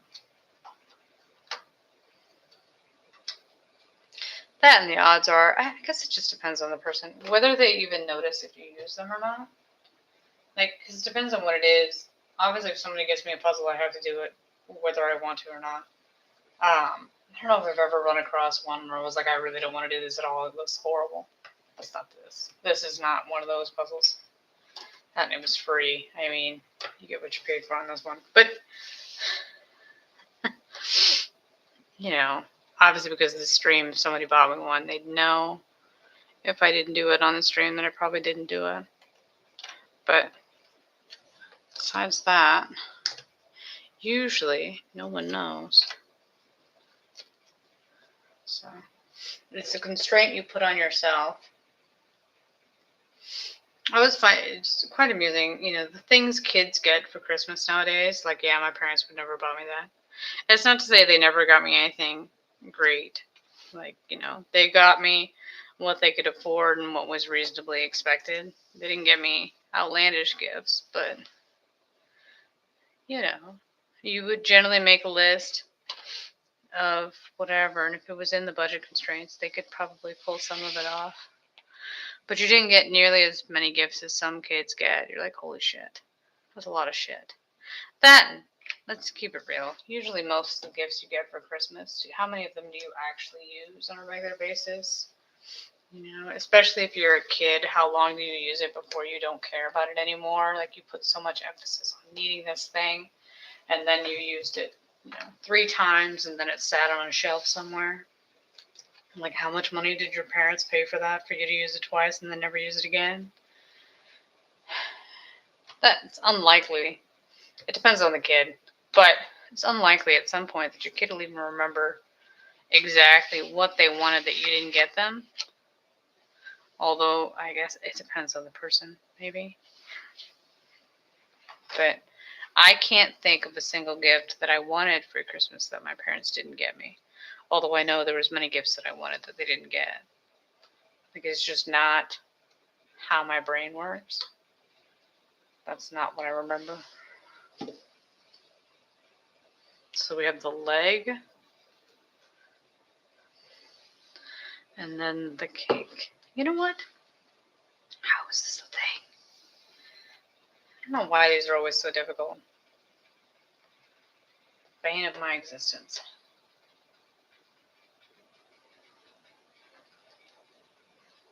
No.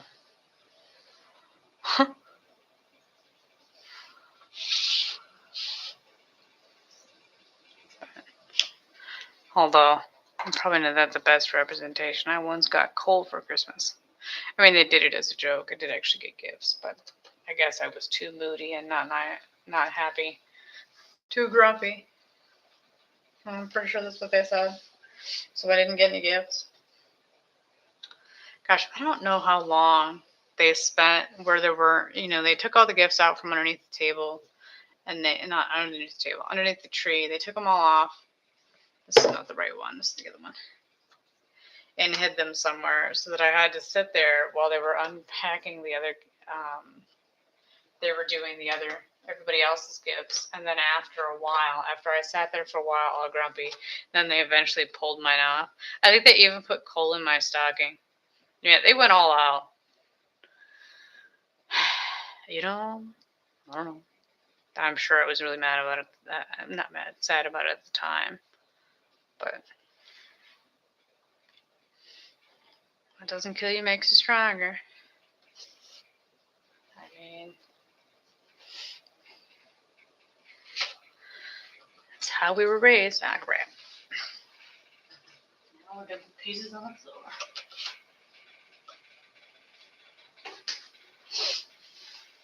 Okay.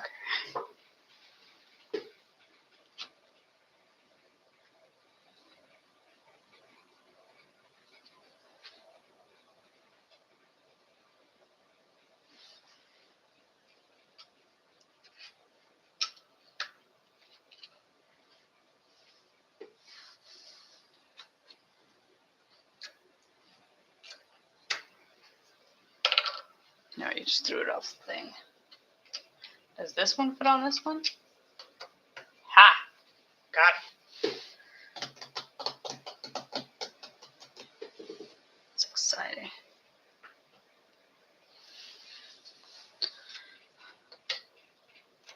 See, at some point, I don't know why, it's this one piece is giving me nothing but pain and suffering. Look, it's that piece I was looking for forever and I couldn't find it. Like, just stop looking for it. You're never going to find that dang thing. Why is this so hard? Because we haven't gotten to the part. We get to like the halfway point. Well, we get to the point where it's not such a cluttered hot mess. That probably will help. I say that. Will it ever not be a cluttered hot mess? You know what? I live and dream, okay? Live and dream. There's that one. I don't know what this is. A cup, maybe?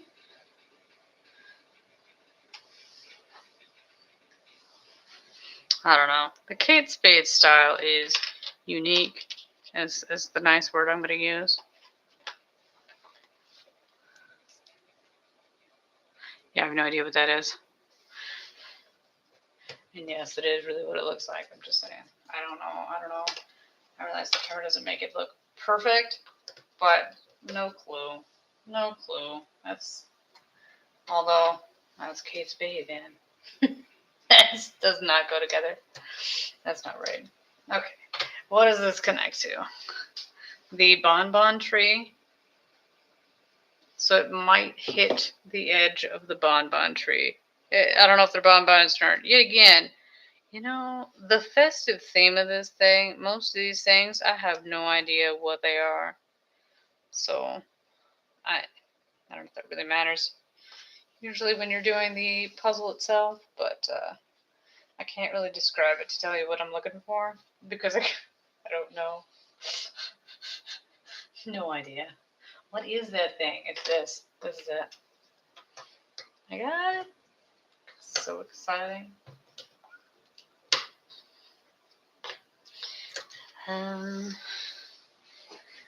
Two, tree. Man.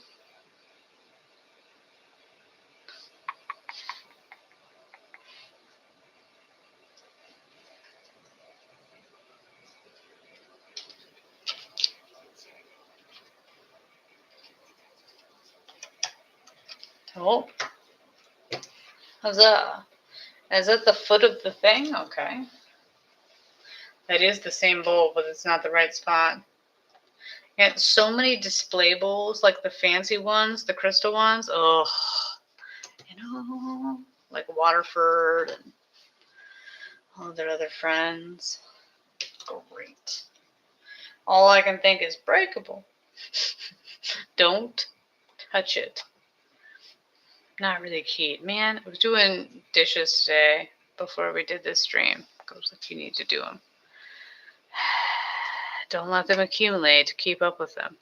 I dropped a plate onto a storage container and broke it. Was not keen. It's one of my big ones. I mean, it happens. That's the circle of life when it comes to containers. They will not last forever, especially because I use glass. You accidentally drop it, you're gonna break it. But then you had glass in your sink. That was loads of fun. I had to clean all that crap up. But then I gotta remember that there's glass in the bottom of my trash can now. Great. So it's a container with, it looks like marbles in it, but it's not marbles. It's candy of some sort. That's tipped over and spewing everywhere. Thinking great googly moogly, it's going to make such a mess. Clean it up.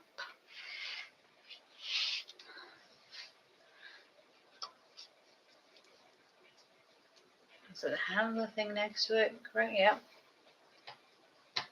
Okay. That was fun.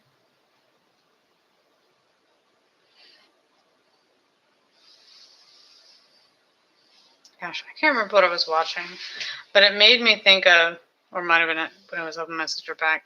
It may have been seeing all the breakables that we packed. We used to at my old job have a whole entire China section. You had to inventory it and take care of it and all that, which was one of my 5,000 jobs.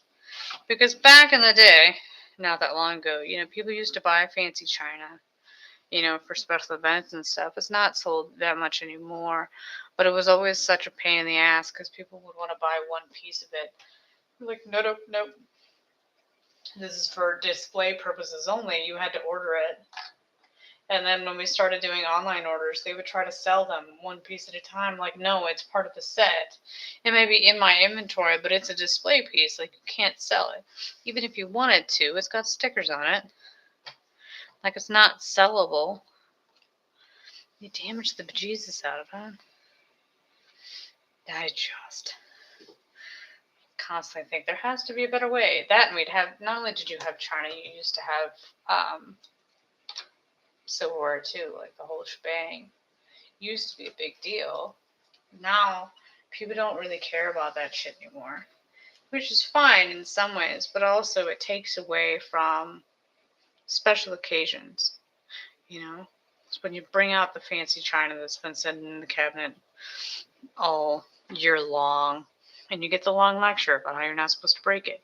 It's the fun times. Like, what's the point of having fancy shit if you never bring it out and you never use it? Like, you gotta bring it out and show why it's special, why it matters. We've lost that in some ways. You just don't have those special events. Like, I don't have any fancy china. I don't want any. I just break it. I'm always worried that I'm going to break something. Always gingerly, but don't want to touch anything. Don't want to injure myself, but also don't want to break stuff. Like, why I have such paranoia about breaking things when I don't, it's not like I've had some sort of traumatic event where I've broken things. But, it's been a huge catastrophe. Like, I haven't done that. So who knows? Who knows where that comes from? It's not the lecture of don't break things. That's not it. It's like I don't trust myself to not break it. I don't know. It's a problem. Then, I don't know if it's really the end of the world if you do break it, it sucks, but unfortunately, sometimes things break. Like, you didn't do it intentionally. If you put your best effort into not breaking it, well then shit. You were just unlucky, and that's that. That's how that ends. Look, it's another piece in. It's still too high. I realize that. But at some point, we will whittle it down and I'll be able to bring it down with it. Some point. 74 years from now. It will happen. I'm being sarcastic. It won't be that long. I just...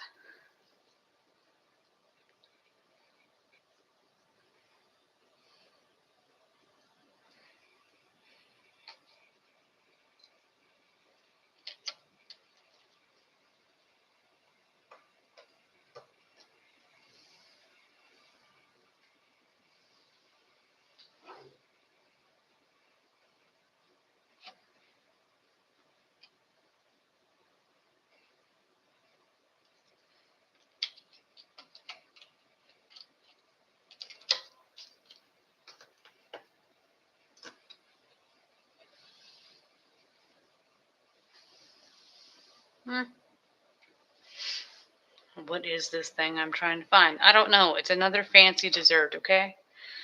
Oh, so partially, I imagine part of the problem with not being able to identify is also because I'm not had this fancy shit. No idea. What is this fancy thing? I don't know. Hell, who knows? Who knows what this is?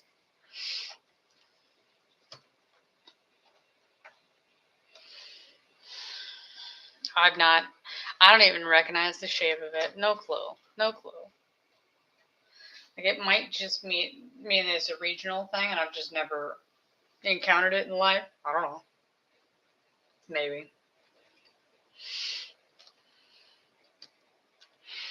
Or it's just, something I've never seen before. Who knows?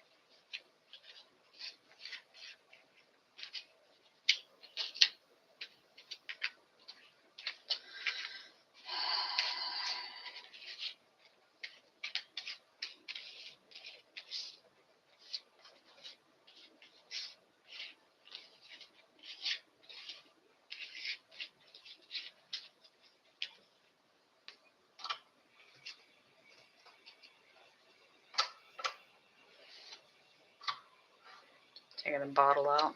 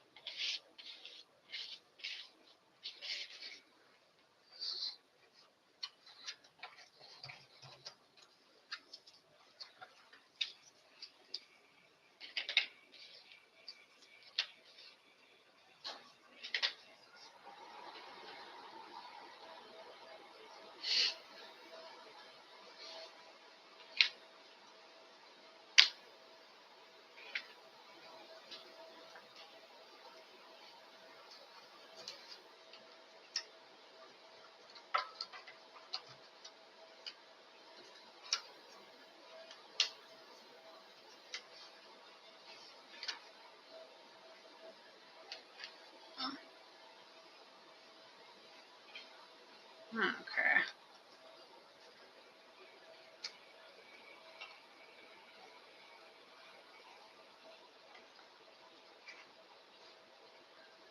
This one.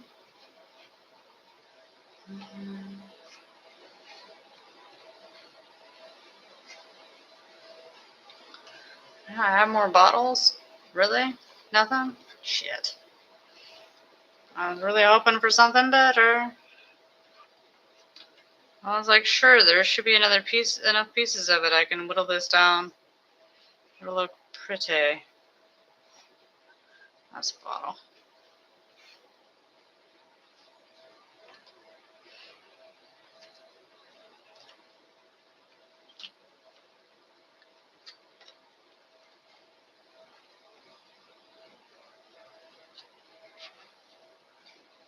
Okay.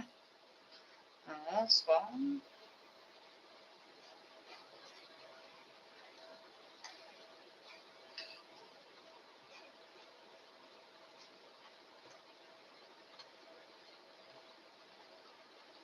The whole point of this was to find ones that had. That's not wine. It's champagne bottles. You know what? I just in it. But alas, all that reorganization. I mean, it looks nicer now. But here's one champagne bottle. And it doesn't go with any other. It goes there. But how do they not? This one's this one. Let me fix that. And then these. This must not be a champagne bottle then. That's that one. And then these two. God knows. I don't know where the rest of them are. But it's this one, isn't it? This goes here. Like that. Ooh, fancy. Aren't we proud? I'm proud. I don't know about you. But the good news is we've now officially gotten all these crap onto one thing. So I don't have to keep moving it all the time. Although it is a weird position. I may in fact be talking into the mic too much. In which case I am sorry. It was not my intention to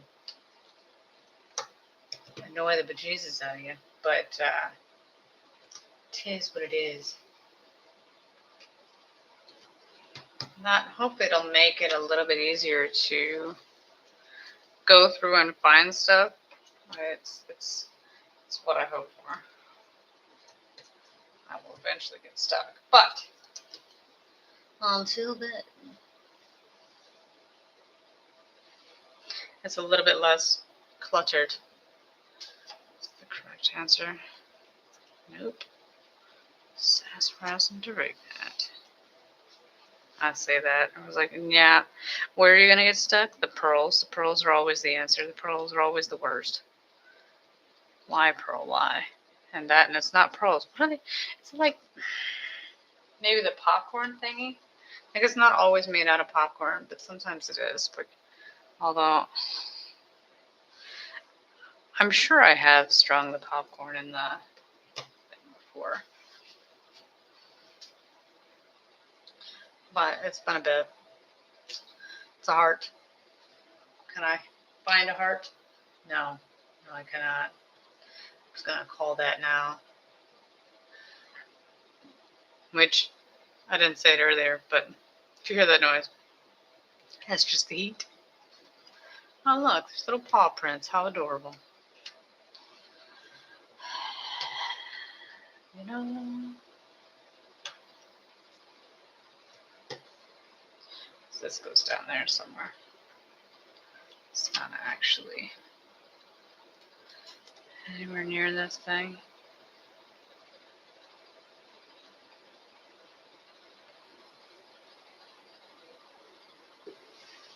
Although I would be seriously tempted to take the, after organizing it all like that, it'd be like the second we start going the other way, just start taking them off and putting them on the board so I can get rid of this,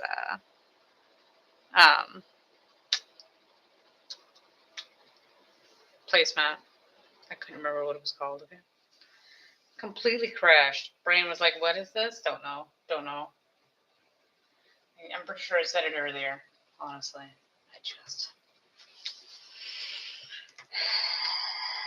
the small things. Great, good.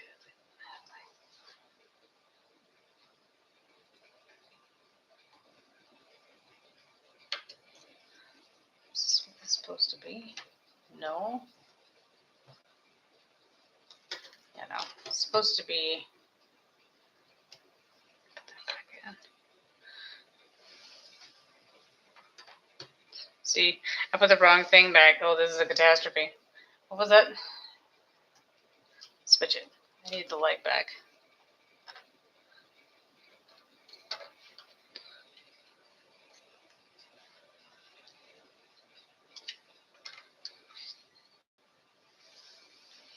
No, it is slightly amusing that I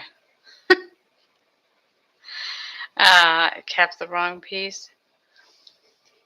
Slightly. Not entirely. It's entirely sad, but I guess at least I'm consistent that way. You know?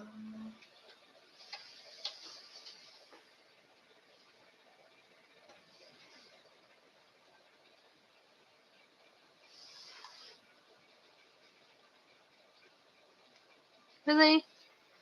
Son of a bitch.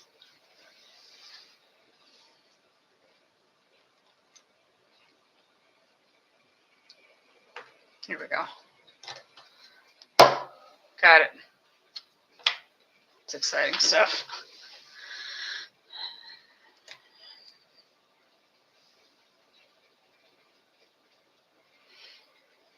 For whatever reason, I really do love to go top to bottom when it comes to jigsaw puzzles. And that's to my detriment. Like I mentioned, partially if you'd organize this in a certain way, it probably would go much, much faster. But because I like to do it this way, that's how it's going to end up. You know, like it's not, we're not doing it any other way. So, till the end, kids, till the end. Where did this one come from? Okay. And now back to our favorite section. Oh, look, we actually did find it. I'm shocked, honestly.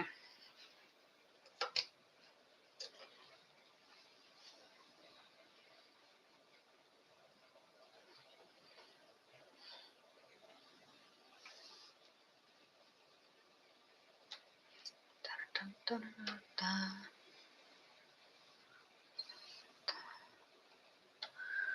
Gosh, why is this so hard? What's next to it? Oh, is it a jar? Where's the jar?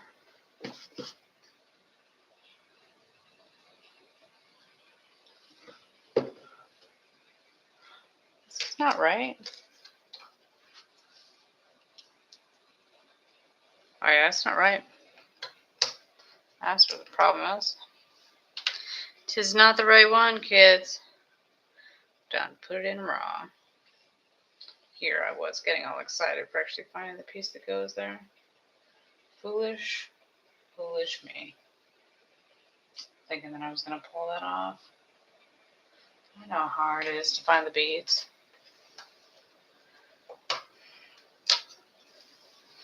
Oh well.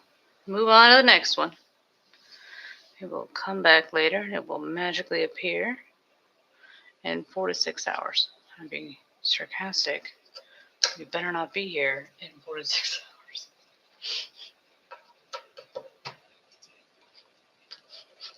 Oh, that is a hot mess. So this one's not right because it's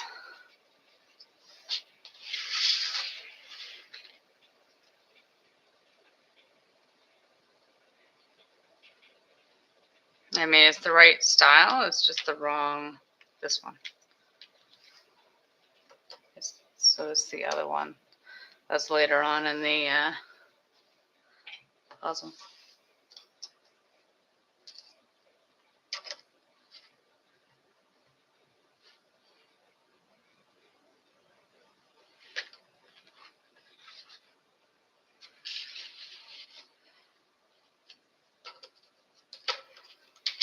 I put it back and then I'm like, hey, did you check this one? Because it's the actual piece. No? Nothing? Great.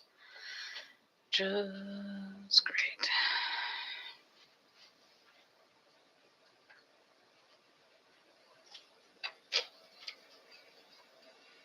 Just take the piece out and try it here instead of doing it the other way. Yeah, crazy loan.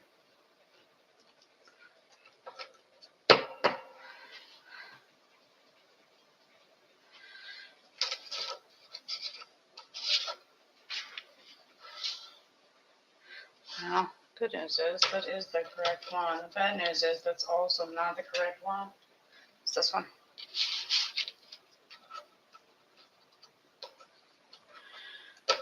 Here.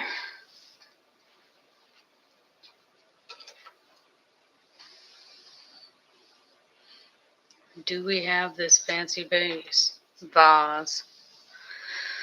As always, the rule is, if it's fancy, then it's a vase. If it's common, it's this one. Then it's a base. Does it go down? Oh, it's like a flute glass. Okay. This one.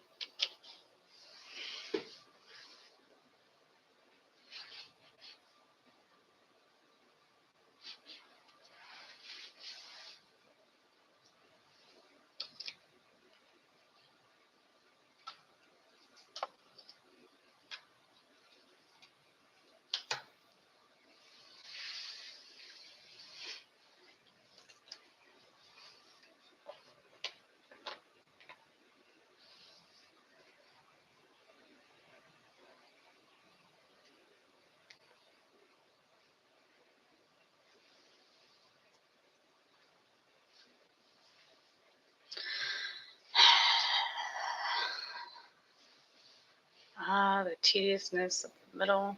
Although I don't know if this is technically the middle. Well, you know.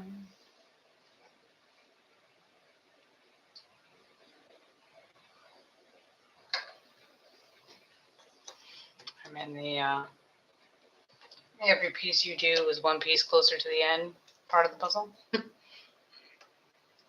One at a time, we'll get it done. I think this is the last one I messed up on. That was this one.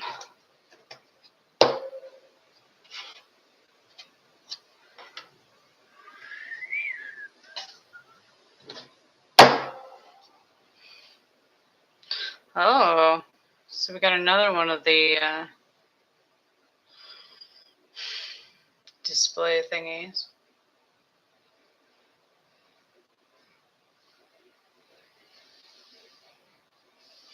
With the circle in the middle. Of course.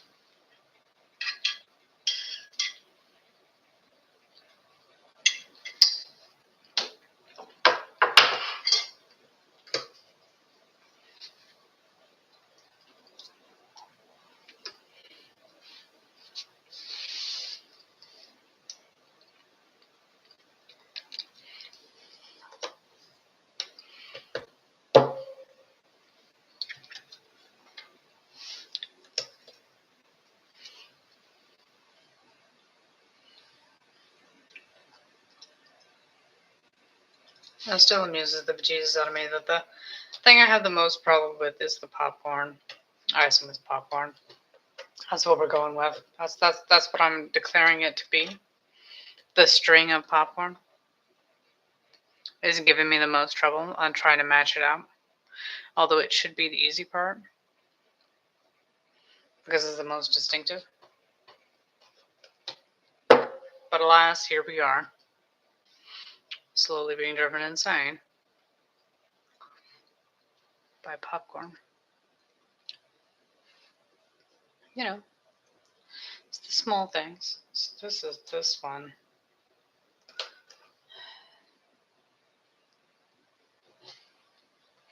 It should be the top with the ring in it.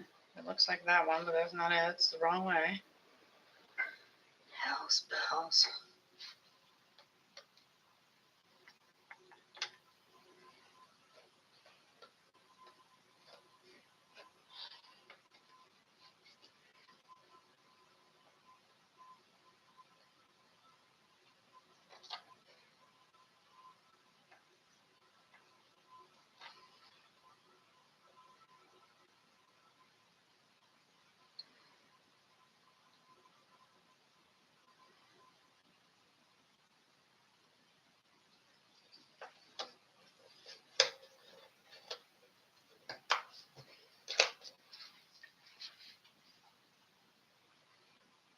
The base of a cake stand.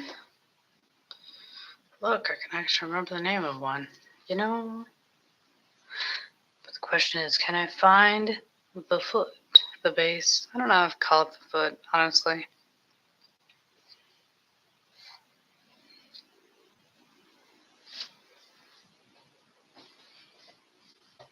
All I know is there's different levels. There's the base, wrong way. Sassafras. There we go. What's next to it? A martini glass. That is pink.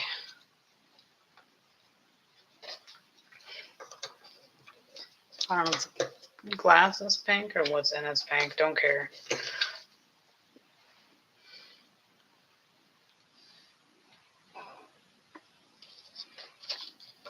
This is a pink gift box.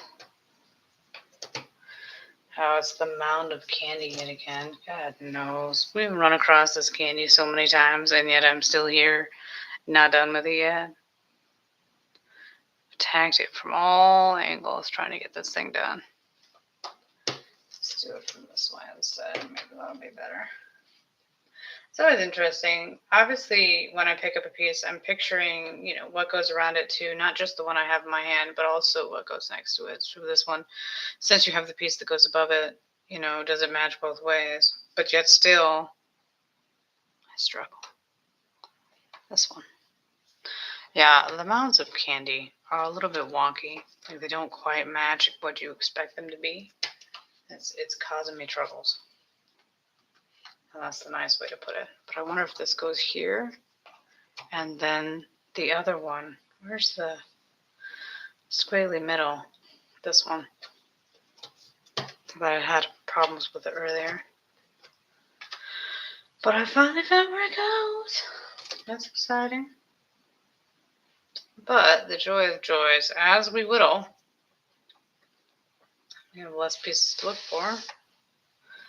And the rows will get smaller. I say that, and here we are. Not being able to find that piece. Why? I don't know.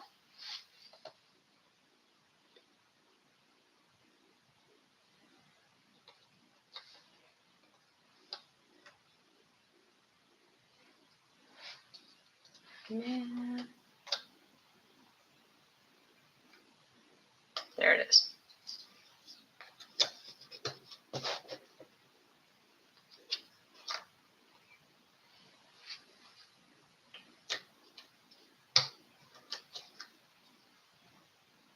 There it is.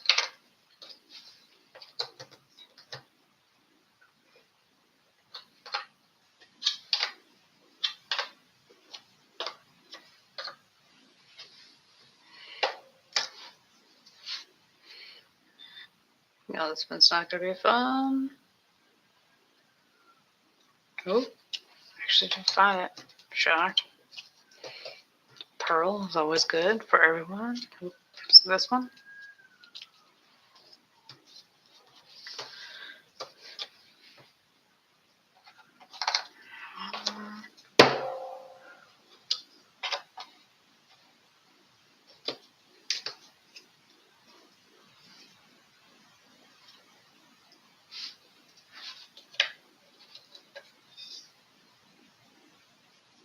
And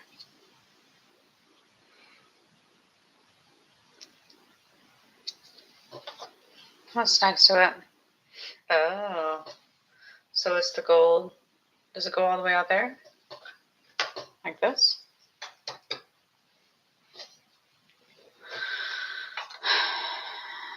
then you would still have the gold chain in that part too.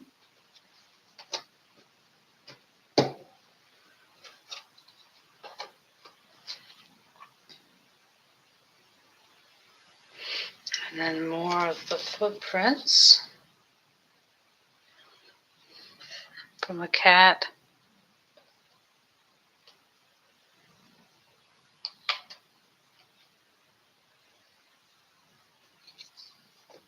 No. How about the base of a champagne flute?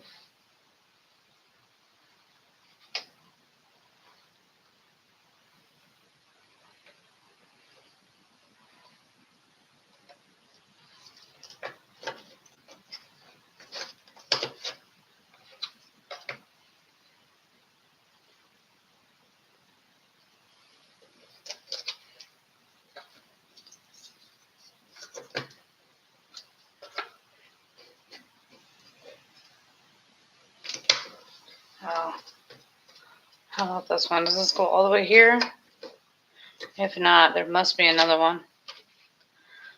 How about that one?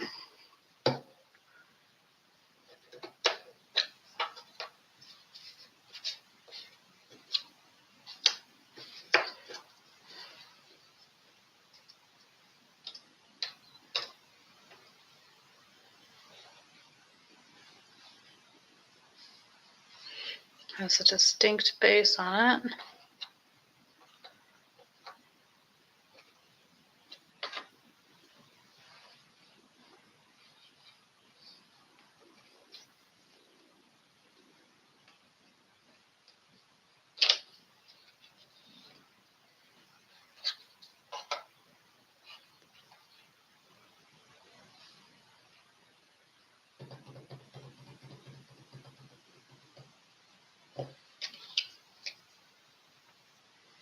Is it this way or the other way?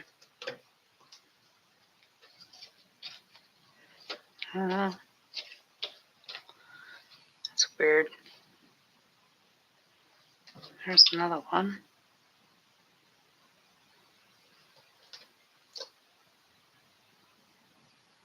How many of these cakes are there?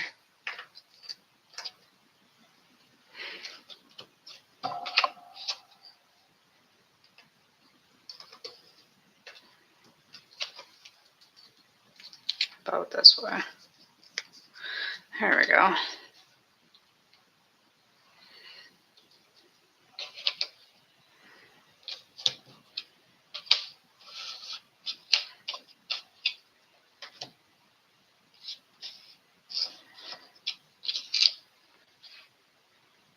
I still need to put that one in.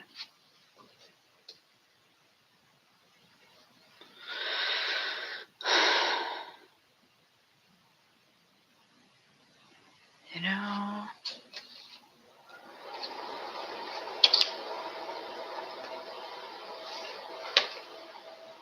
that's a good sign. Straight up can't find it. Unless this one's in the wrong spot.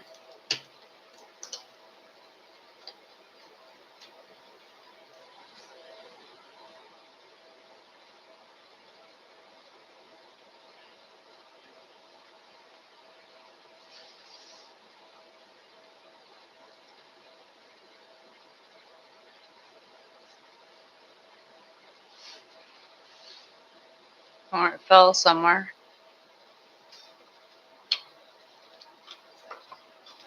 And this is the other way.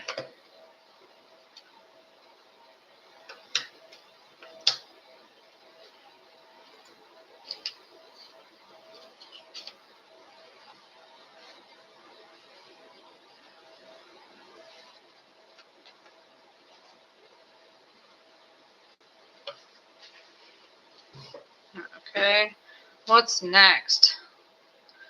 The pearl hits the, oh gosh, hang.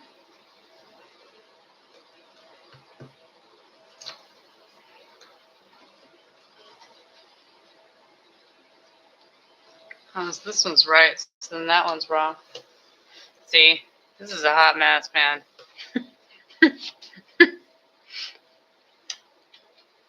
Because now I'm back to not being able to figure out what that one is. That's not what the hand's supposed to be? Yeah, so okay. Okay. We're not going to stop you. And then it's a plate of crap. Just a plate of wonderful hors d'oeuvres. Well, I don't know if we're probably not hors d'oeuvres. Plate of holiday crap to eat. That's my story. I'm sticking to it. Does it have the thing that goes down the middle? No. I mean, yes, but also no. That's not exactly right.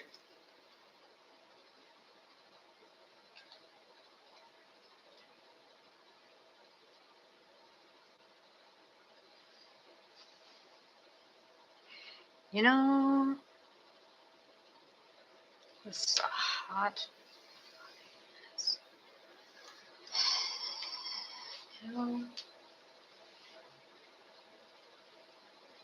Nope, not even close.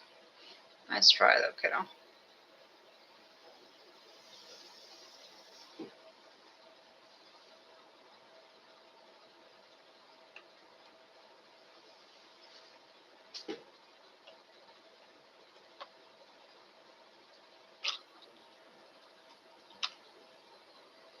Okay. I'm gonna start from this side and come back again. Because this is done driving me nuts. Where did this come from? Oh, this is another one that I found and I just never put it back together with them. Look, good times at my hall. It's alright. It's alright. I need the table. Oh, look, there's a piece on the floor. I don't know what that goes to. Pain and suffering is what that goes to. Why is there a line? Never mind. Don't ask such questions. Just keep on looking for the one you're currently looking for.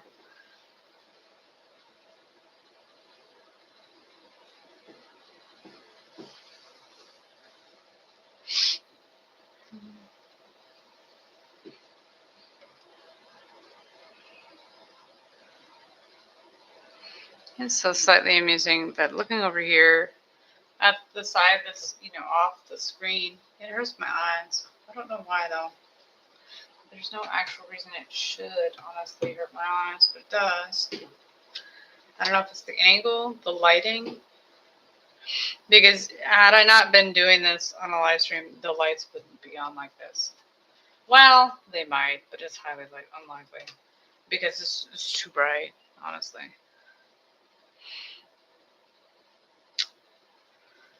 But I also probably would be at a different angle, so maybe it wouldn't be as bad at the other angle than this one. But no guarantees on that one.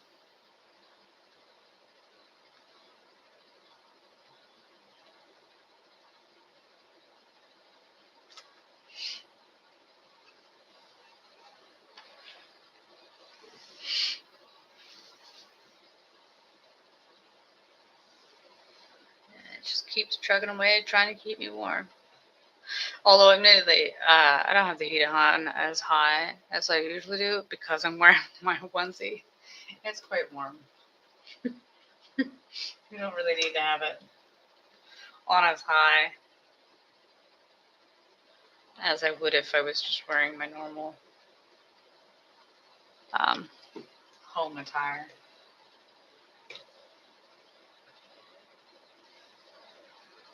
And that's purely just because this is so warm. It's just. Whether or not I wear this is purely dependent if I remember it exists. I know it sits in the back of the closet somewhere. Drag it out for this special occasion. For this, negative degrees weather. Like, just fuck it. I mean, I'm not out in it because I'm not an idiot. Like, there's no reason for you to go outside unless you absolutely had to. Anyone who goes out in a sweater for kicks and giggles, who knows? Like, I would hope that all the retail stores should be relatively empty because why would you risk going out in this weather? Like, why would you bother? It's bad enough the employees have to go out and suffer through, but there's no reason. In this day and age, there's no reason for you to be out there engaging your life. The amount of times I've had it where, it's you're supposed to get multiple inches of snow, and then you see the mother come in with her 3 kids, under 5 or whatever shit, at least one or two of them in the stroller, and she's pushing them through the snow to get to the building. And you're like, are you serious? You hopped in your minivan or whatever the fuck your vehicle is, threw your kids in the car, and drove to here. Like, I'll give you the benefit of the doubt and say that your car is inside of a garage. But what could you possibly get at the store you're in? Because I wasn't in a essential store. I wasn't in, a food store. This is a clothing store. Like, what could you possibly need that is so vital that you need to come out in the middle of a winter storm to come and get it? Like, there's no, like, you might be able to argue, oh, maybe she's buying coats. I'm like, really? That's what we're going with? That, I think at that point we had the buy online, pick up at store. Like, you could say that you were there and they could bring it to you. So if you really did need a coat for your child, you could get one, have them bring it out to you, and not have to leave your vehicle for it. Like, there is no actual reason. Like, just no. Like, it's just dumb. It's dumb. I don't. There's no reason that I could think of that it would make it worthwhile to do that. None whatsoever. Look, did I just find the one that goes here? Yes. Great. It's so foolish. Because even if you have a vehicle that can drive well in the snow, you're not the only person on the road. One terrible driver is between you and a really fucking crappy day. It's not worth it. Doesn't make sense. It annoys the Jesus out of me. Never mind the fact that I had to show up because they didn't close it. I think my favorite winter storm, it was the year of ice. It wasn't a year, it was the winter of ice, but it would snow, melt, freeze. Like it was just a hot mess. And it snowed slushy snow and then got into the negative degrees. So that slushy snow then froze. So anywhere that it was plowed, all the plowed snow froze hard as a rock. And I had to be at work at like 6 o'clock in the morning. So I woke up, looked outside, saw it was a death trap, and I didn't scrape my car off, but I did walk to the road because I lived in a subdivision at the time. And I walked out just to see what the road looked like. And I saw that they had plowed in the subdivision. And like my car, because I had a car, wasn't going to get it over it. Like it was just a no-go. You could just look at it and know, like, this isn't going to happen. There's no point in even trying. Because it's pointless. You're never going to make it out. The few cars that were on the road were struggling. That day, they actually did close the store. Like, there's no way. It would take hours to chip the car off. Like, I'm not that dedicated. Like, no, just screw it. Like, even if you could get on the road, you're never going to make it there. I guess the most fun act of the weather was the time that it snowed a foot in an hour. Always a good sign. What could possibly go wrong? You're definitely going to make it home there. It snowed a foot an hour. I was already at work at the time. And then they closed the store after, everybody got in there. So then you had to leave. But obviously, there's a foot of snow around your car. And there was one person that had a shovel. So they were helping people shovel out to get out. And everybody was trying to leave as quickly as possible because it was still snowing. So it could still accumulate more snow than was already there. And my car was not high, didn't have great traction. My sister had been gracious enough to dig out a spot for me to pull into, but because I had no traction and the driveway where I lived with her was uphill, my poor car didn't get there, but she just slid off and she slid into my sister's car and she was not happy, which is understandable, 100%. Like, I'd be pissed too, but I couldn't really park on the road because you know they're eventually going to plow there. It's like it's a hot mess. And you can hope. Like, it did have a little bit, it was cosmetic, fortunately. I mean, not great, but you know, it could have been much, much worse. I didn't full on ram into her. I just slid. I'm going to say maybe 6 inches along the side, maybe. Just grazed it. It was slightly amusing. Not really for her, but the damage to my car, it gave my one car, it looks like it had a bruise over its eye. It like it got into a fight, like it has a tiny little scratch uh, at the highest point of the wheel on the driver's side, I think. But you know, it's so much snow, like there's nothing you can really do.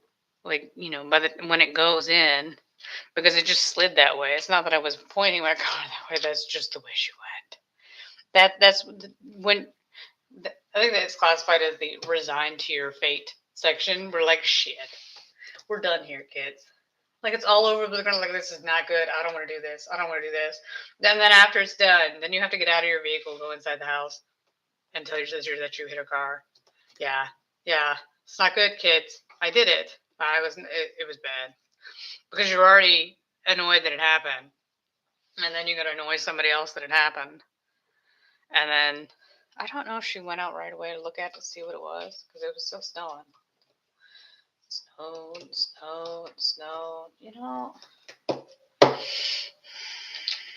if I could find a place that didn't have some sort of inclement weather, terrible weather of some sort, like a place, you know, the problem with the States is that, well, you know, let me rephrase. The problem with anywhere you go, everywhere has their thing. Tornadoes, snows, floods, hurricanes, whatever. There's something. Everybody's got something. There is no perfect spot. Earthquakes, that's fine. There's no place that doesn't have some sort of severe weather that can hit you and hit you hard. So it's all a matter of what do you want out of it. It's a hard choice. Like, I prefer not to do winter. Not a huge fan. I don't like any winter sports. Well, no, that's not true. I don't like to do any winter sports. The only sport I enjoy watching, winter or summer, is curling, which is technically a winter sport. But why I like curling, don't know. You know, sometimes you just like things because you like things, okay? There's no rhyme or reason. Something about it, it's totally my jam. Curling. And that I only watch during the Winter Olympics. I'll, you know, root for the United States to win a match of curling, and then I will root for Canada to win. Look, let's be realistic. This is your highest hope of actually not being totally disappointed in everyone and how bad they did. So that's what we're going with. The States usually does not have a great curling team. It tends to be catastrophic. Like, they may say they're great and they may be the best in the States, but I don't know what happens when they get on the world stage. But it's sad. I'm like, they're doing their best. They tried really hard. That's all I can give you. But you're competing against the best of the best. So, I mean, yeah, no. How I got into that, I can't really say. I don't know. But, yeah, it happens.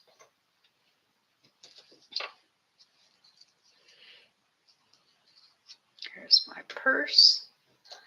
Our Kate Spade purse, the first of its kind. Nope. There we go. I was going to say, it better fit. I'm not going to be amused. What is next to that? Candy in a cup. Okay. I don't know why. Sometimes I look at it and I'm like, yeah, you got nothing out of looking at that picture.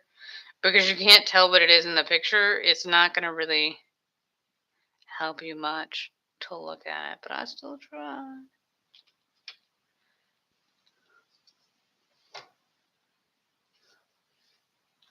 There's the flute again on either side.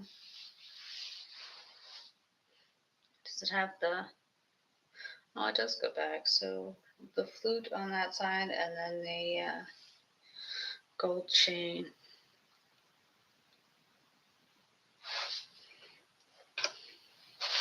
I do enjoy it. Anybody that ever watches this, like, you're just describing something, I can't see it. Well, you know, just hoped that if I willed it into being, huzzah, it would magically appear.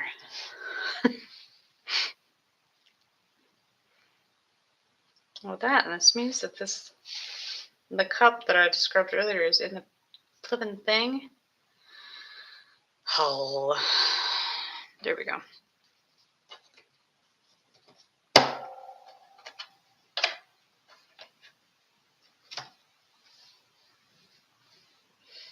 We're building it down. Slowly but surely.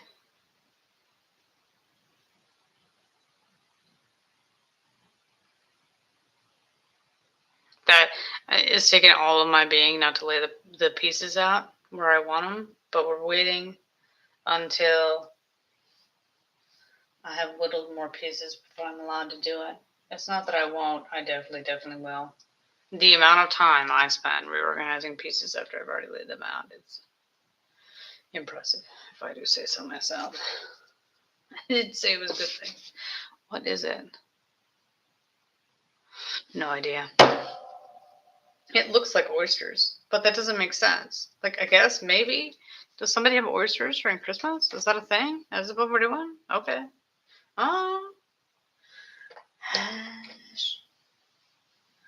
Odd, but okay. Well, shit. I mean, that's what it is. And now, there we go. That baby. And then we're still doing the oyster thing, because that's what it looks like. I don't know what it is, but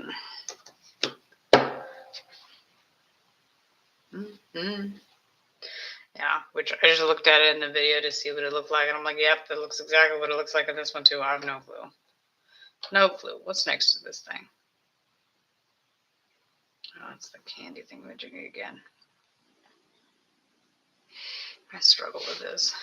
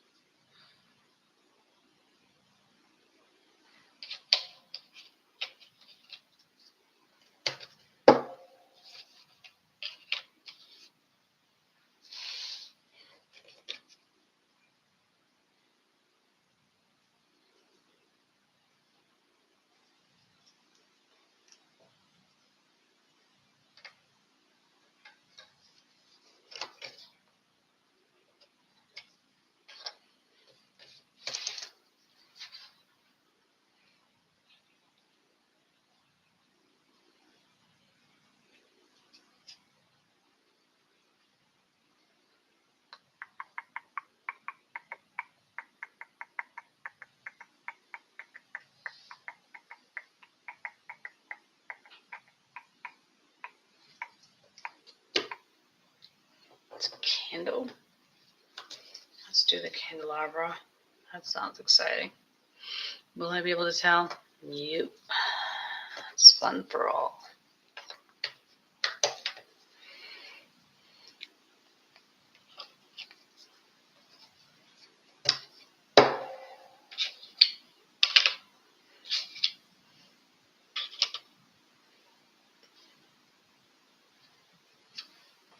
Well, that's the one I picked up off the floor.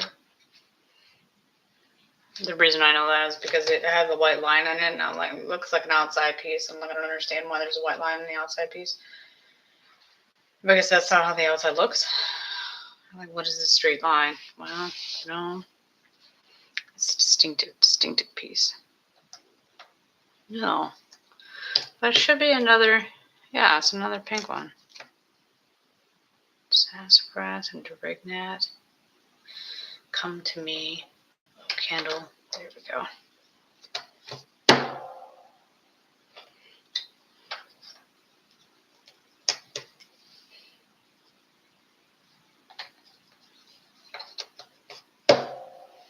I guess the candles at least kind of helpful to find it that way.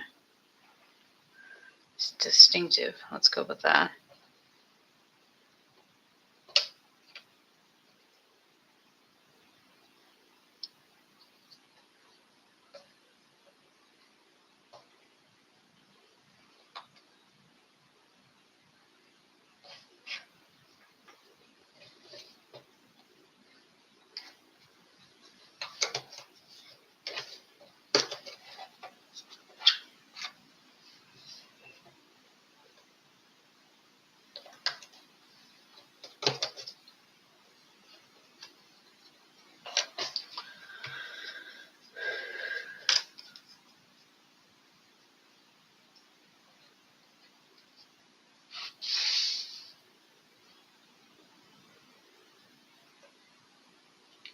In recent news, they announced that there will be a new series of Stargate, which is kind of exciting. But it's all dependent on how well it does. You know, it does have some of the same crew from the show. So you do have that hope. But, nobody stays exactly the same as they were back then, whether it be because, your life changes over time, or society changes, or the views on how things should be written changes. Like, you just don't know, even if you have the same people, how it's going to turn out. Is it going to be good? Is it going to be bad? And it's going to be, a couple years before it shows up. So we're going to have years before you just don't know. And then the trailer's going to come out and you're going to find out, is it true to what it was, or is this something else entirely? I'm like, what are we going with here? Like, I don't know what it's going to be. So I can't say if it's a good decision or not. In some ways, you're like, hey, how is this, how are you going to modernize it and make it different? Obviously, you have the time jump. It's supposed to stay in canon, so it's not like they're changing things out and getting rid of stuff. That's not it.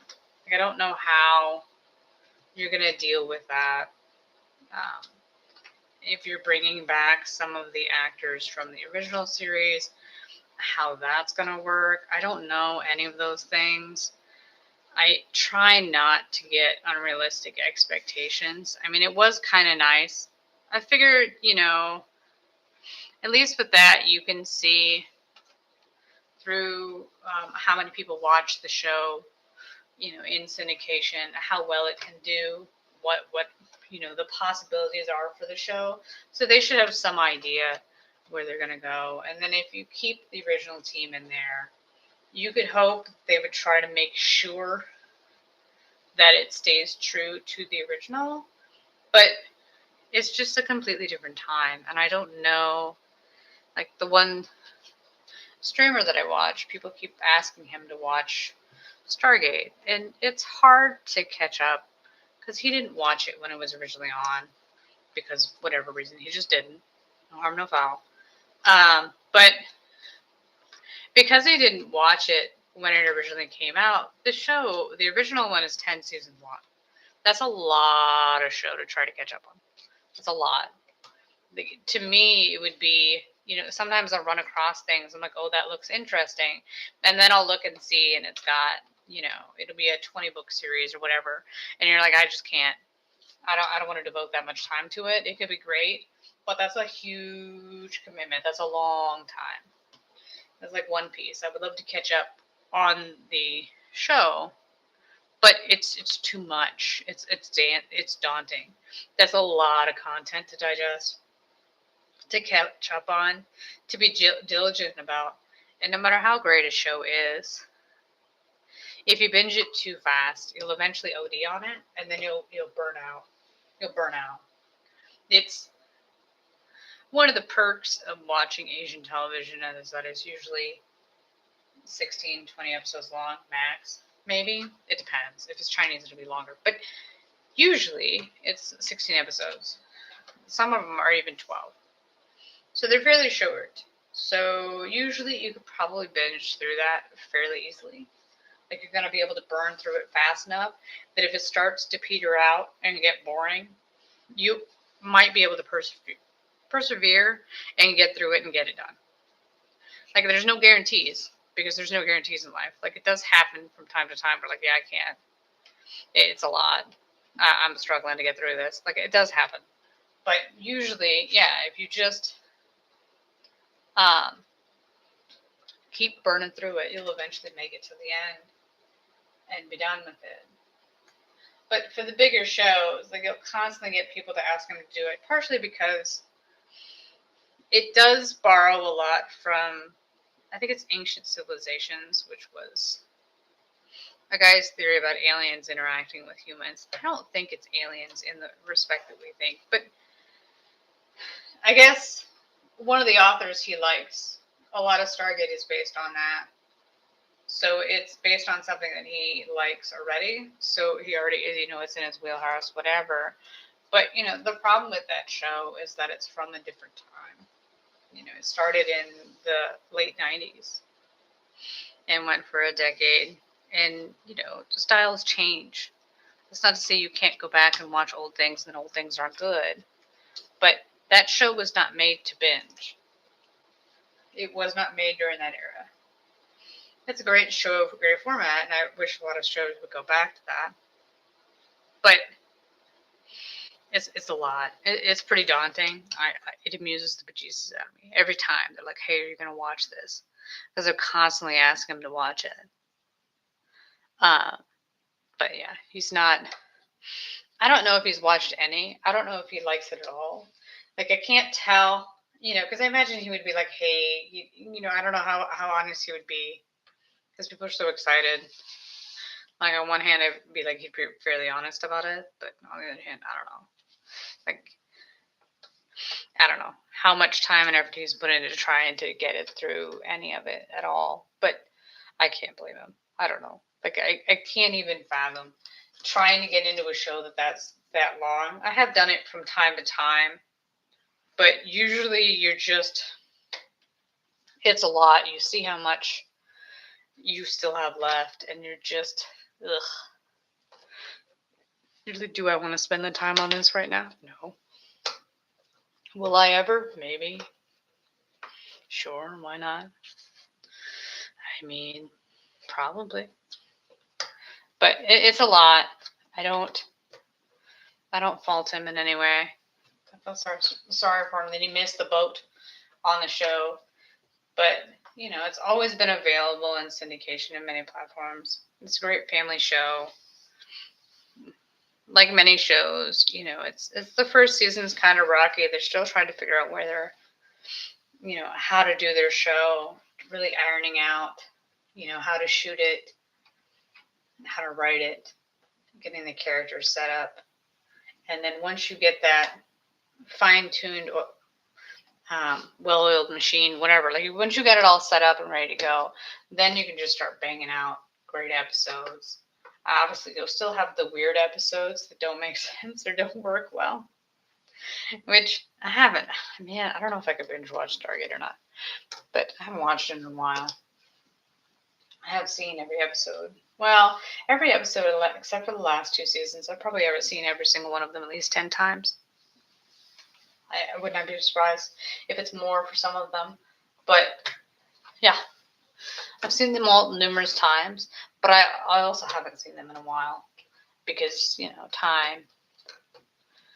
Like, back then, I owned them. And, when streaming wasn't as big back in the day, you ended up watching your DVDs, but I had to go through them on a regular basis. I love that show. But cross fingers, hope for the best. Try to keep realistic expectations, and then just we'll see when it gets here or when you start seeing casting for it, whatever. Like, I kind of wish that they would have waited a little bit before they announced it, but maybe they had to because somebody found out about it and they wanted to announce it on their own terms. I don't know. But at least they were nice enough to do it like on a simultaneous live stream between multiple platforms, but also they had the official YouTube fan page person on there, like the people that have kept the fandom alive and really loved it, and had interviews with the cast and things like that. Like they really just kept pushing out content, keeping Stargate,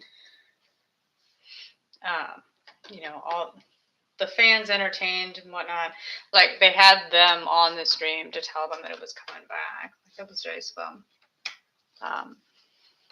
It's important to keep your fan base in mind. It boggles the mind to me when you see big studios buying IPs or making IP material that has an established fan base, but then not caring about the established fan base. Like, hey, the only reason this was worth anything is because the fan base was buying that shit. The only reason you would want to make this is because of the fan base. You need to make sure they're on your side. And it doesn't take a lot. Most people, there's going to be the zealots, but most people understand that it's not going to be 101 for one, exactly like it is in the books, movies, whatever format it came before. The games, it's not going to be 100% one for one. I understand that. That's fine. But you got to remember where you're here. You wouldn't have a job unless the fans exist. Like this wouldn't be a project that was going to get done unless those fans love that project.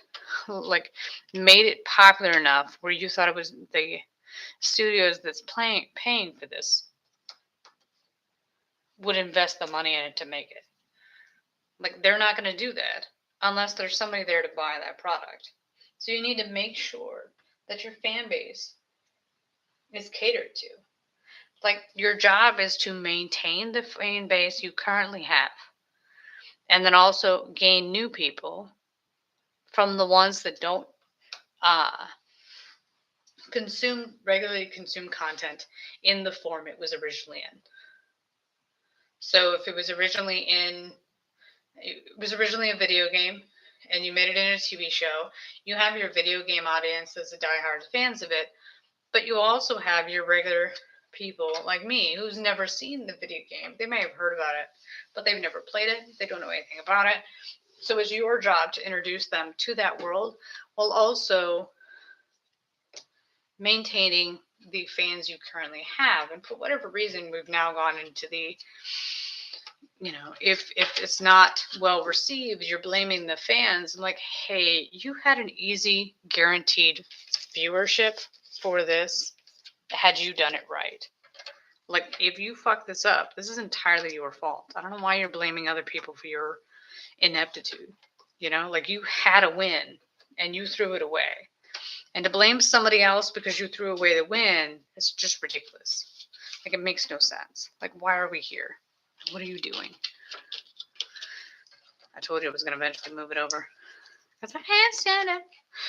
For whatever reason, to change the angle is driving me nuts. But I have enough room. I should be able to get everything off this thing.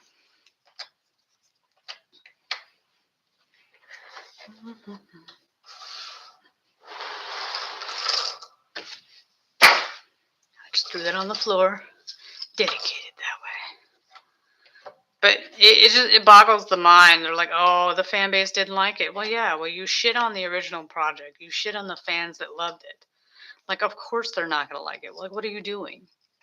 Like, they're the reason you're here. They're the reason you have a job. Act like it. Like, The Witcher, a great example in what the hell are you doing? Like, you have an established fan base. Stop shitting on them. The show is called The Witcher, not Ciri, not Yennefer. It's The Witcher. Neither of those girls are The Witcher. The Witcher has a male fan base. Sure, they'll stare at the girl's tits, but they want the guy to kill creatures. That's basically what they're there for. I know that, and I've never played the game. Jeez, it's not rocket science. Also, they oftentimes say, hey, we want more women audience members. I'm like, you already had women audience members, but because you changed the show, you also got rid of them. You didn't increase the number of female viewers, you decreased it. You actually made it worse, not better. Like, how is what are you doing? Like, how can you be so stupid, so ignorant? It boggles the mind, boggles it. But they do it on a regular basis, and if the show fails, it's definitely the fans' fault for not blindly liking it when it was trash, when you destroyed canon and made stupid characters and stupid decisions based on whatever bullshit you wanted to push in. Like, no. You have leeway, but you can't change the entire story. And then accept it and be like, yeah, sure, it's all great. Which, I was watching commentary, I guess the 10th anniversary for The Force Awakens it's either coming up or it just happened. So 10 years ago is when that movie came out. And there were such high hopes for that series. Usually because they really shit on the prequels. I guess they were very much hated. I didn't mind them. Were they the best movies ever made? No. But generally when it comes to things that I have deep love for, I acknowledge that it's going to be really hard to beat that thing that you've had in your life for who knows how many years. It's really hard to be better than that. It's really hard to make it to that bar. Like, it's unrealistic expectations in some ways. That's kind of why I always figured people hated the prequels so much. It's like you just had unrealistic expectations. You expected it to be perfection, and it wasn't, so you hated it. Now, that's simplifying it. I acknowledge that there's problems with it. It's not the best thing ever made. But at least with the prequels, I think I saw all of them multiple times in the theater. And then, I own them all. But with the new trilogy, starting with The Force Awakens, I don't even think I owned at any time The Force Awakens. I've reduced my crap, so I've sold a lot of my DVDs, so I don't really remember. But the only one I could possibly have ever owned was The Force Awakens. Because when it comes to The Last Jedi and Rise of Skywalker, sadly, I had to think about it because I couldn't remember what it was called. I've only ever seen them once. So I went and saw them in the theaters, and then when you were done, like, hey, I saw it, I'm good, and they were out. Like, it wasn't, I did go, like, for Rise of Skywalker, I saw it at like 3 o'clock in the morning. Oh, God. In my defense, I went and saw the IMAX, and so they had 24-hour showings for the first day or whatever. And I went and saw it at that time because after I got done with the movie, I just went directly to work. So that's how that worked out. So that was the time I chose. So I could just, instead of staying up late at night, going home, and then maybe not, struggling to go to sleep because then you'd have to be at work in so many hours, it's just easier to get ready for work, go watch a movie beforehand, and then go to work after. Like, it was easier to do it that way. But I never watched the movies again. So with those, I have the general idea for the stories, but if I would have to explain them, I would probably struggle. All I know about The Last Jedi was that the story was stupid. A lot of it was filler. A lot of it was worthless. A lot of it didn't make sense compared to what came before it in The Force Awakens. Anything that was tentatively set up in The Force Awakens, a lot of it was thrown away in The Last Jedi, and I did not understand it, and I didn't particularly like it.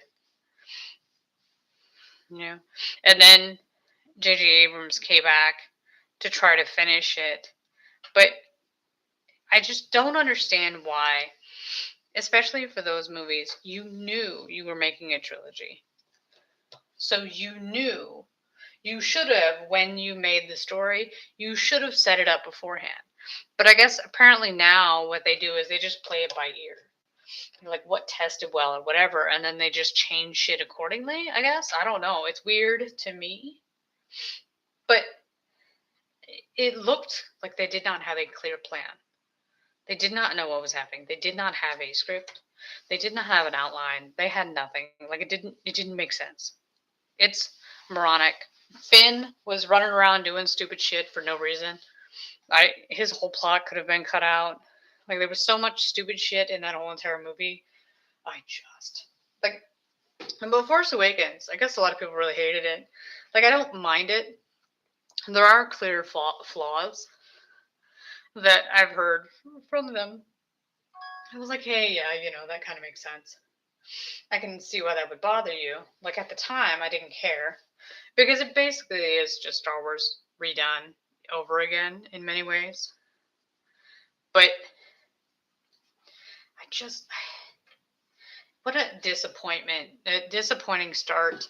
I think what didn't help is that I feel around the time that Disney got Star Wars, they also announced that they were throwing away the EU, which is the extended universe, which is all the books, which I did read a good many of the books. I read all the books up until I don't know when.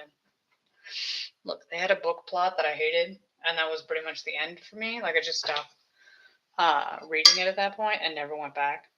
But they just threw it all away.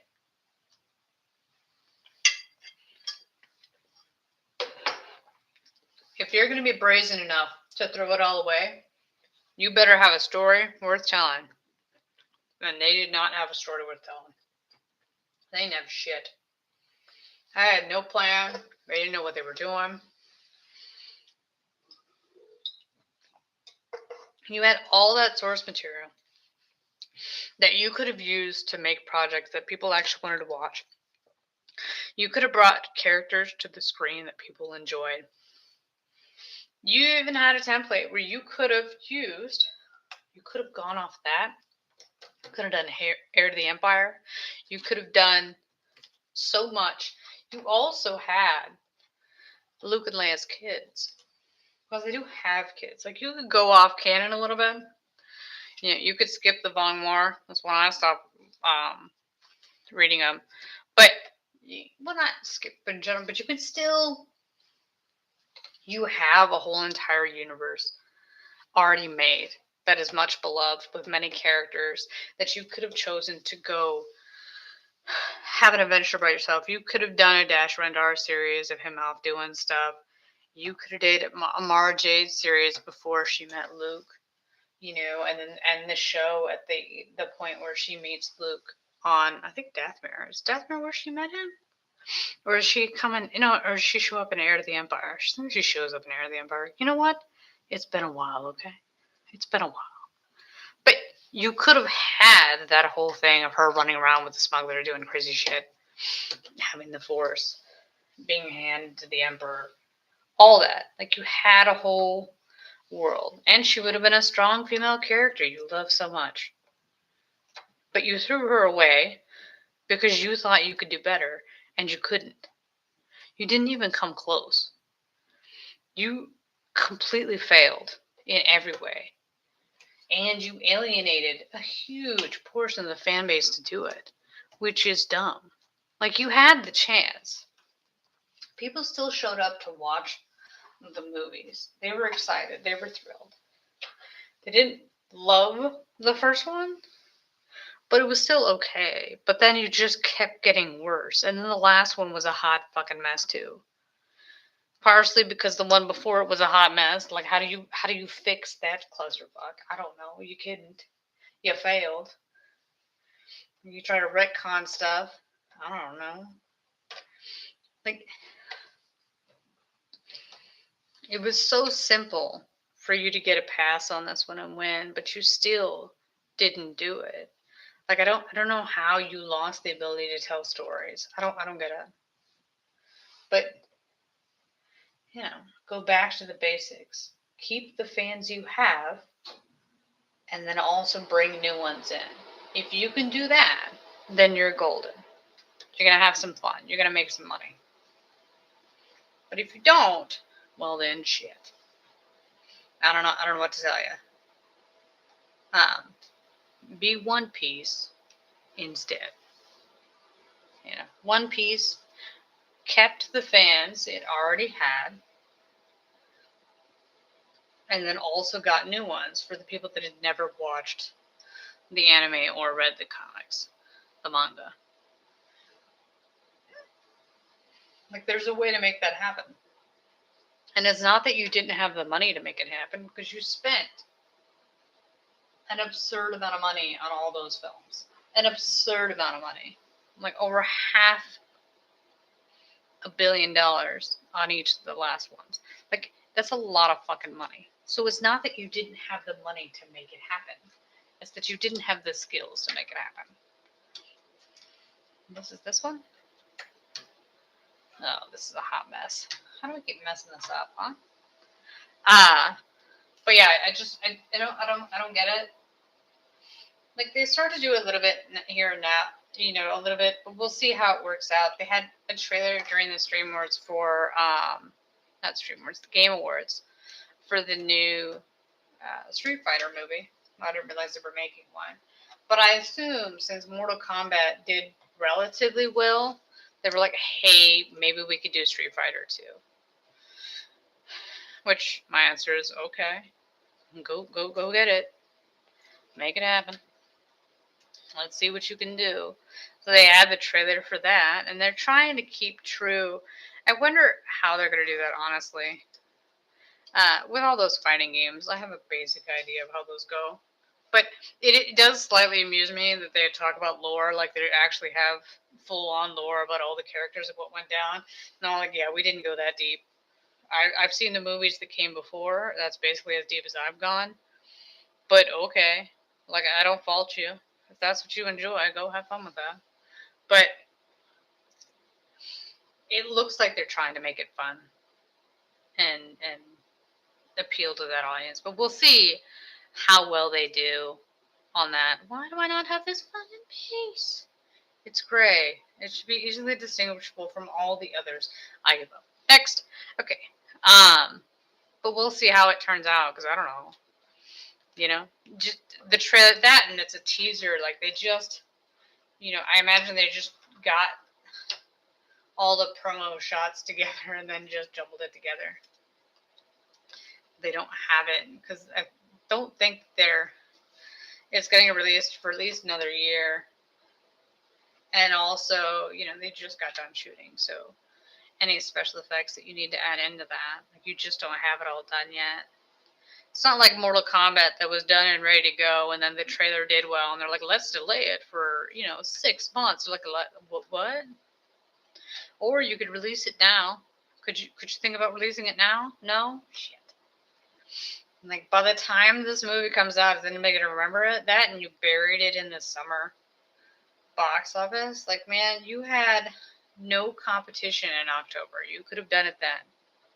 You could have really done well, made some money, but because you got greedy, and it, as always, they're like, oh, look at how many views it got and how many likes it got. Let's try to capitalize on that. I'm like, really? Could we not just... So much time spent on the numbers. So much time spent on numbers that don't actually matter. It amuses me greatly how much time they're like, oh, look, how much interaction with, on the internet it got, how many likes, how many views, whatever. Like, that doesn't always translate to money in your pocket. Like, people actually coming to watch your movie. So, that doesn't really mean anything. Like, goody for you. People watched the trailer. It was a good trailer. I'll give you that. But it's... I didn't watch the first one, honestly. But... which apparently people had trouble with. But I guess it still came out, so... somebody still enjoyed it. Who knows? What a mess. Put my swan together. At least try to put the swan together.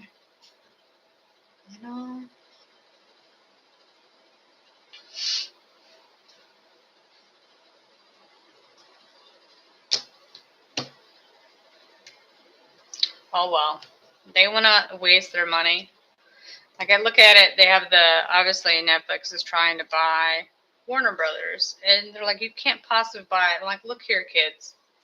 Netflix is the only one that's currently making money out of all you idiots. They're the only one that has a semi-decent business model. Like, they definitely should not buy it for monetary reasons. Like I would recommend not doing that. But that's a sinking ship you should not tie yourself to. But I imagine that they crunched the numbers and figured that out and figured out a way to make money off of it. I wouldn't. I don't think it's a good business model. But to each his own.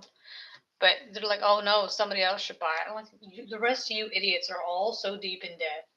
You're all playing games with your money to try to make it look like you got something when you got nothing. I don't know why you should be able to go into more debt to get this crap, and like that's going to turn it around.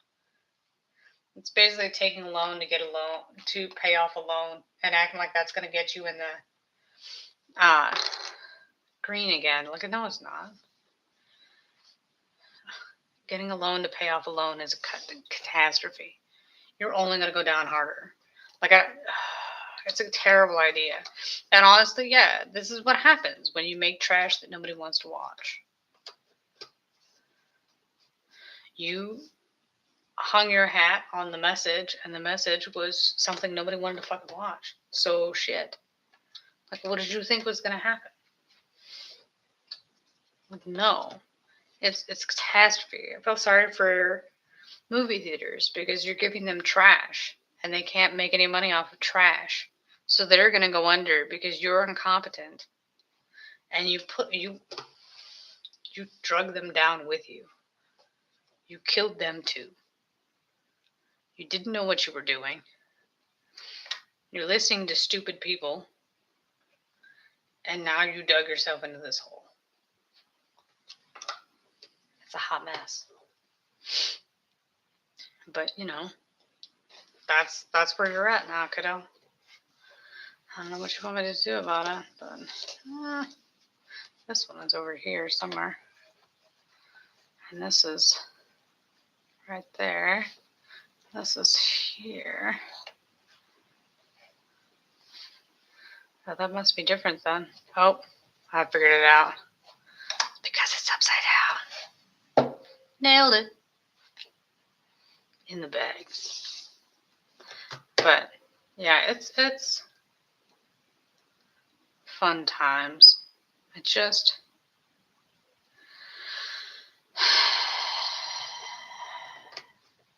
wish whoever comes next best of luck. Figure out what the hell you're doing. Don't listen to stupid people. And, throw away the message. Go back to the basics. Hire people that can write a story that makes sense and people care about it.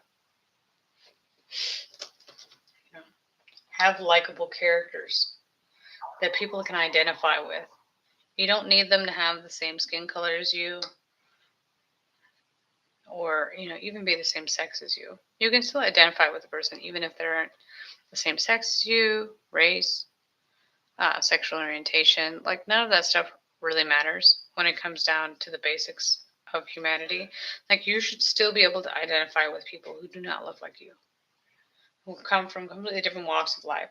You should be able to identify with them, care about them, and root for them. Like, you should be able to write a story that does those things. If you can't, then that's not your job. Then, that's not what you're built for. You need to find somebody that can. 'Tis what it is. Like, it's not a charity. You're running a business. You don't have the money to burn. You can't keep doing this. That's bonkers. Just bonkers. But whatever. I don't know. I would hope you'd come out with things I want to watch. But admittedly, I don't really watch a lot of TV anymore. A lot of my content's online. Like, I'll hear about shows from time to time. I think probably partially, the problem that all studios will have is that there's so much to choose from. Like, so I liked Asian television back in the day, even a decade ago. It was so hard to find. Usually if you did find it, it wasn't through legal means. You didn't have the option to watch it on a channel you actually already watched. You had to find it on some uploaded site with some fan-made subtitles. But now, it's available easily. legit, subtitled, and everything. So you can pay to watch it. Lots of options. You didn't have to wait to see if somebody uploaded it. It's all available.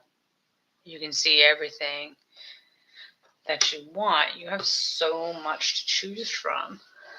Which one before, you didn't have that option. You had whatever crap somebody bought and put on TV. You had whatever channel package you had on cable. Now you've got anything and everything your heart desires. With so many choices, it's so hard to reach an audience now than it was before. Because a lot of times, obviously the algorithm is set up to give you specifically what they think you'll actually watch. So it knows everything you do, everything you've watched since the beginning of time, which isn't creepy at all. It's fine. It's fine. Sure, it's just watching me do everything, but what could possibly go wrong? But it is correct. It does know everything you want. It's not that it's bad at its job. It's just creepy. But it's harder competition for them. Competition they didn't used to have, and now they do. And now you haven't adapted well. You haven't adapted at all. You were arrogant enough to believe that it was always going to be there and you were always going to get everything you wanted. And when that shit hit the fan, then you were stuck up shit creek without a paddle, honestly. It's the best way to put that. Like, obviously that's not my job and I don't have anything, I've never worked in that business. But my answer to that is, there's a reason why. It's because I don't have the skills to do that. There's a reason why I'm not a writer. Is because I'm not good at writing. That's how that works. If you're not good at it, it doesn't matter if you want to do it. It doesn't matter if you like it. I'm not saying I do. I'm just saying, sometimes you just don't have the skills for it. Or you haven't been taught them. Unfortunately, with society the way it is, you've been to the point where, like, hey, you can't possibly criticize a person for what they've done. So if you never criticize them and tell them what they did wrong, how are they ever going to improve and get better? They're not. Because they think, because you've been lying to them this entire time, that they're perfect just the way they are. That they're the best writer that's ever existed, and that they don't need to change because they're good.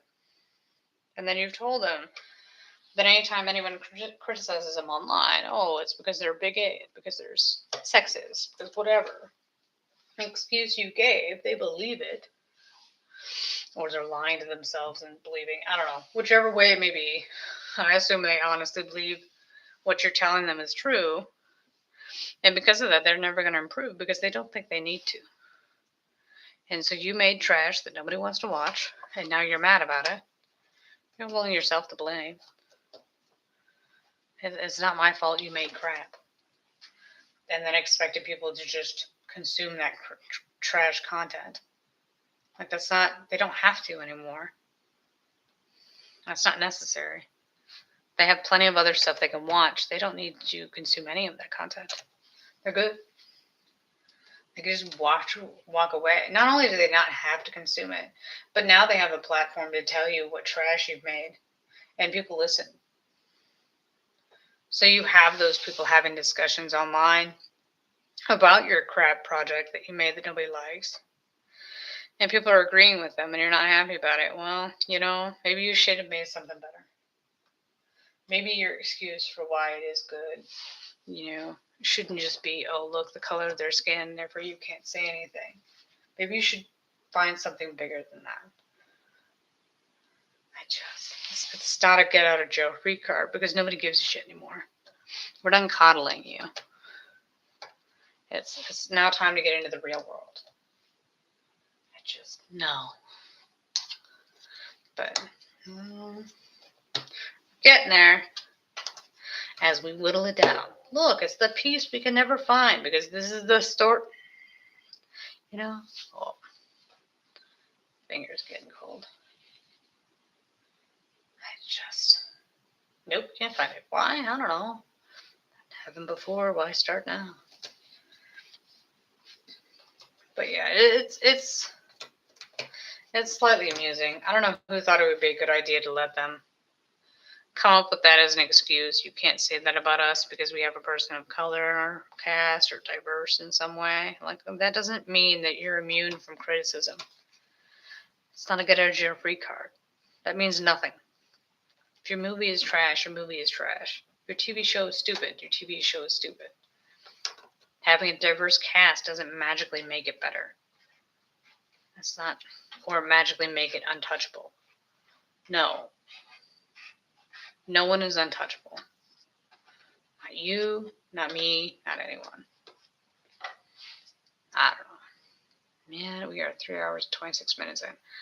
Look, kids, the puzzle is coming down. I still have my light is casting a shadow. I feel like I knew that from the very beginning and I didn't move it, change it. You know what? I thought about it like, man, someday if I was really gung-ho and I wanted to do one of the big puzzles, how would I stream it? Because it's, 4,000 pieces. Like, how would I put it? Like, you can't. Like, I just don't have a setup where I could have the camera far enough away that you'd be able to see everything and I wouldn't be constantly in the way. It's kind of a bust. Maybe someday, but I doubt it anytime soon. Not so much now.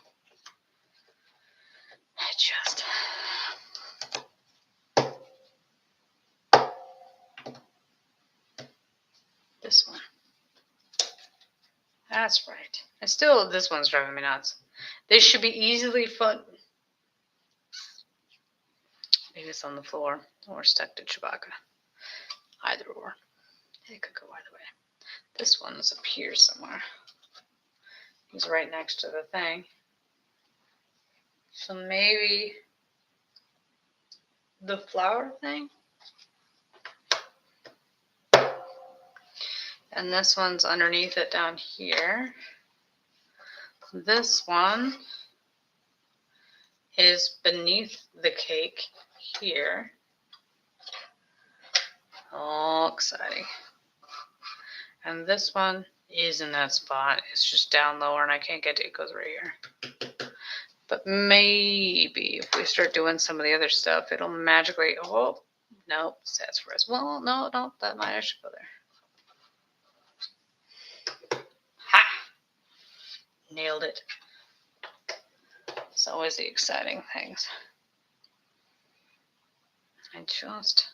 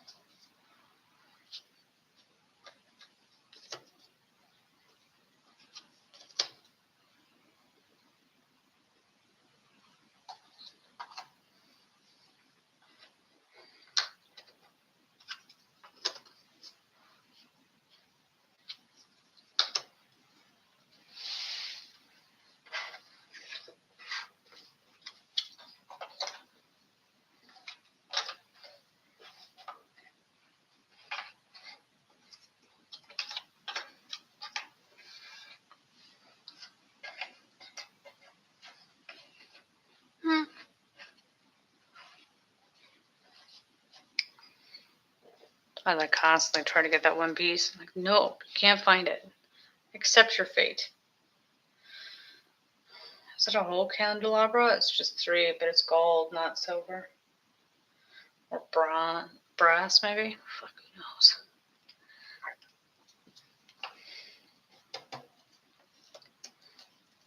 That's the bottom of the candelabra. I'm just proud to remember what it was called. Okay. Can we find the rest of it?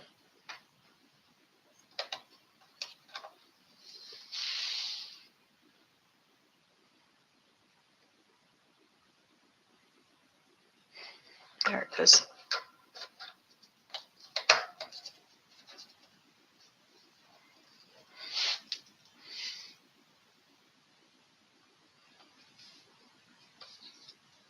Nope. How about that one?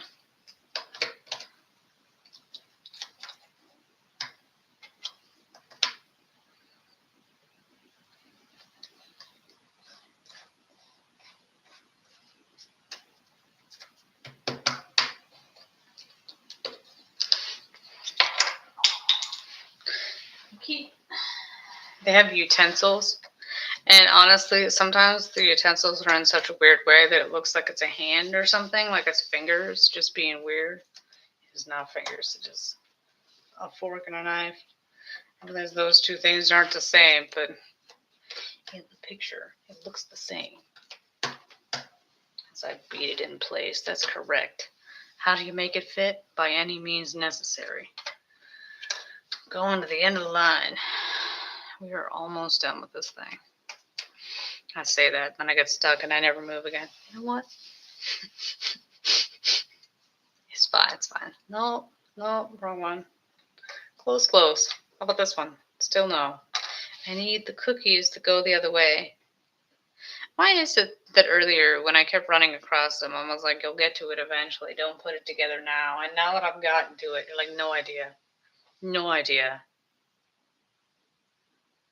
Numerous times I ran into those things. Sassafras. And then here's the other flight. Where's the top of the glasses for the flight? Nowhere to be seen. That's the piece we could never find. It's pretty much standard. Like, don't you dare look for that one. You know you can't find it. We've already done this. Already done it. Okay, so we need the candelabra. And then the, nope. I've got that glass. Is it just here? Is this it?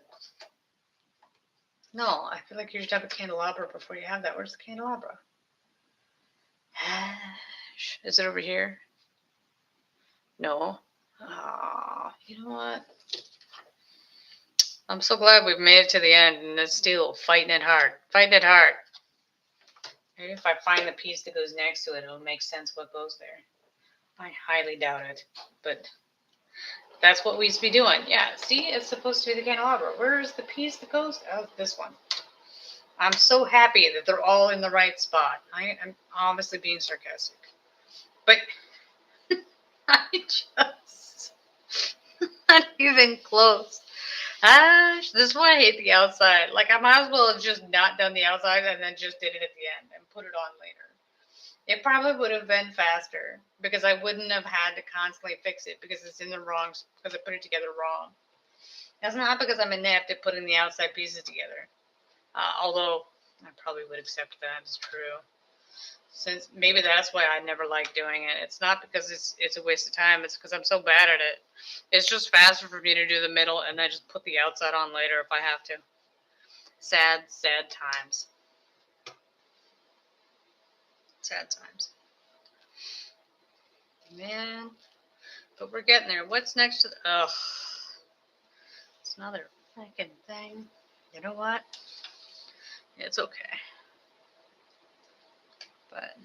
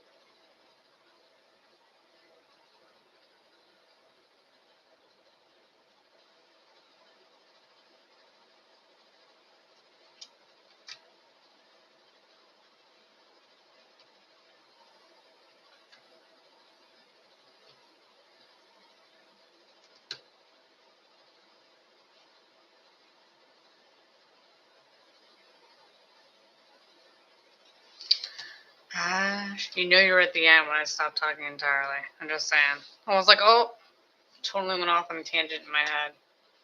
The whole entire conversation. Uh, where's this one go again? Oh, it goes underneath the bowl.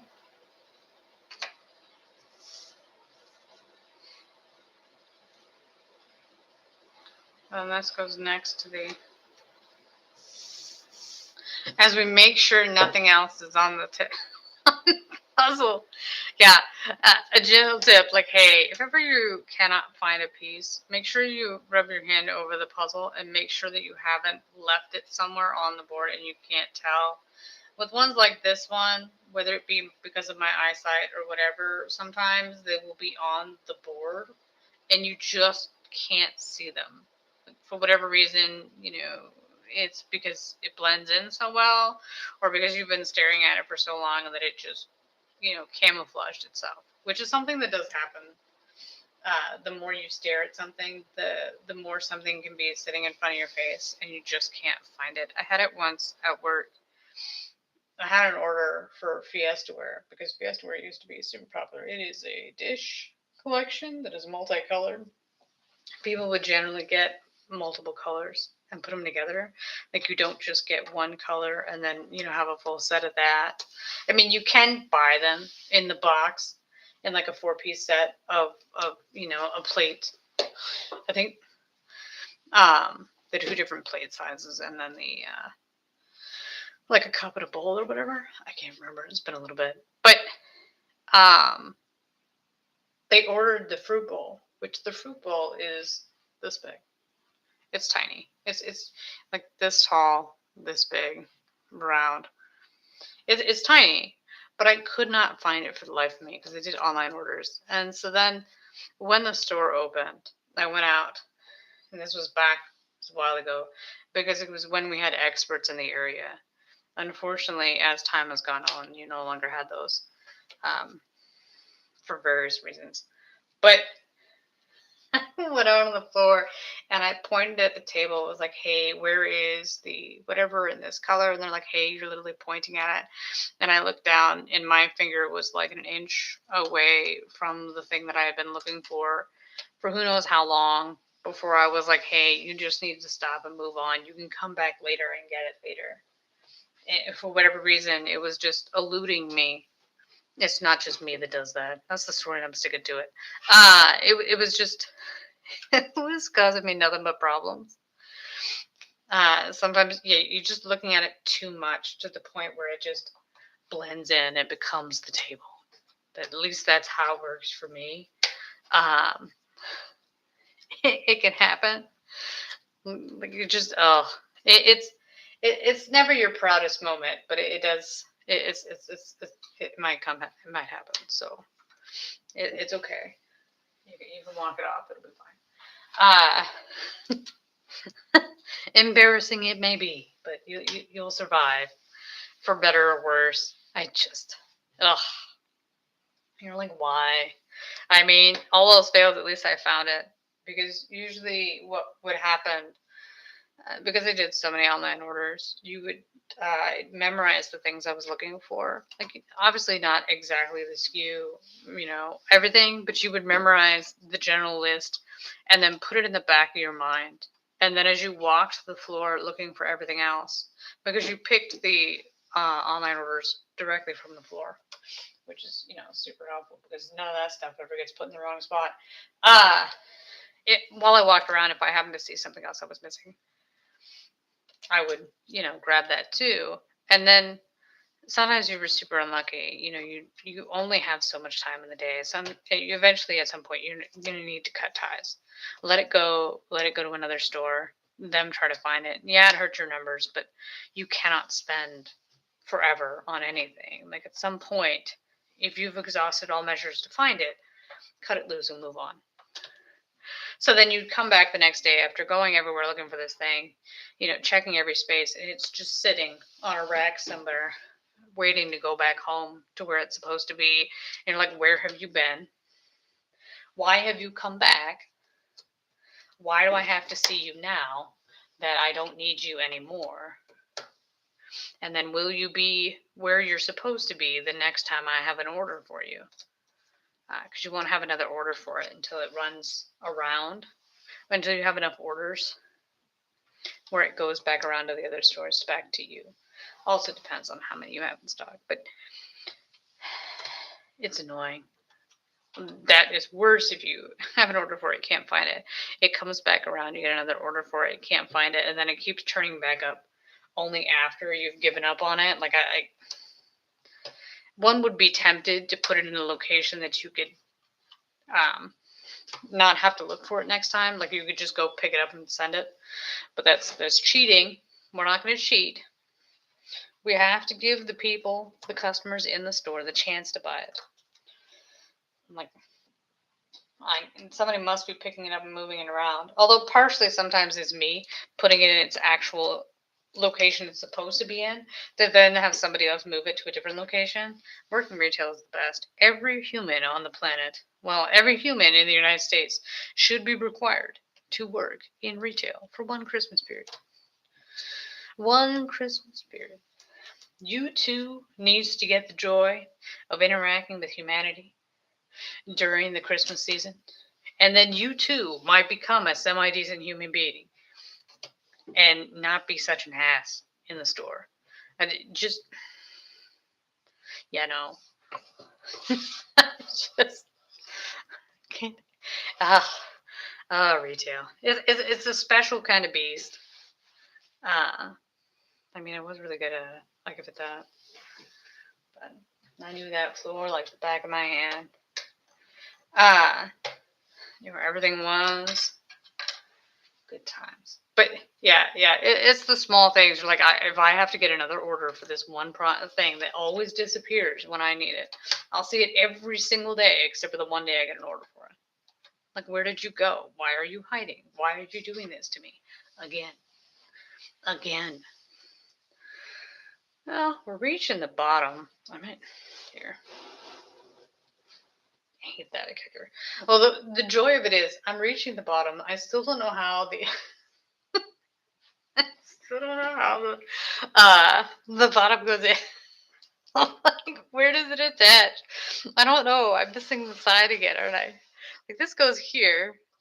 Yeah. But there's like this much space in between. Oh gosh. I'm like, where's the rest of it? You know what? That's an interesting question to have. I too am curious. Where's the rest of it? Where are you? What have you done? Why are you here? How am I going to fix this? You know what? That is a problem that we will soon face.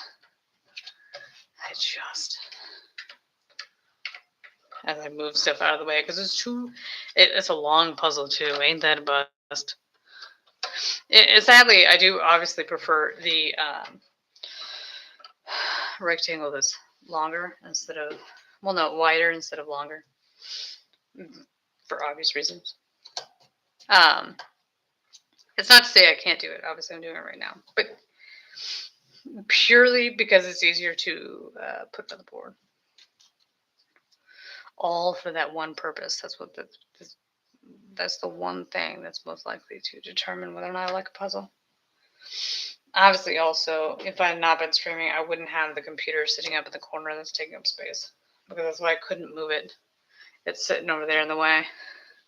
I whacked it a couple times, but no joy. I just don't knock it up. And so it begins. Okay, let's see what we got here. We got this one. We got the... What the hell is this? Isn't it? Is it Kate? Oh no. How does this? It's best not to ask these things, honestly. Oh, maybe it's this way. No, this way. Nailed it.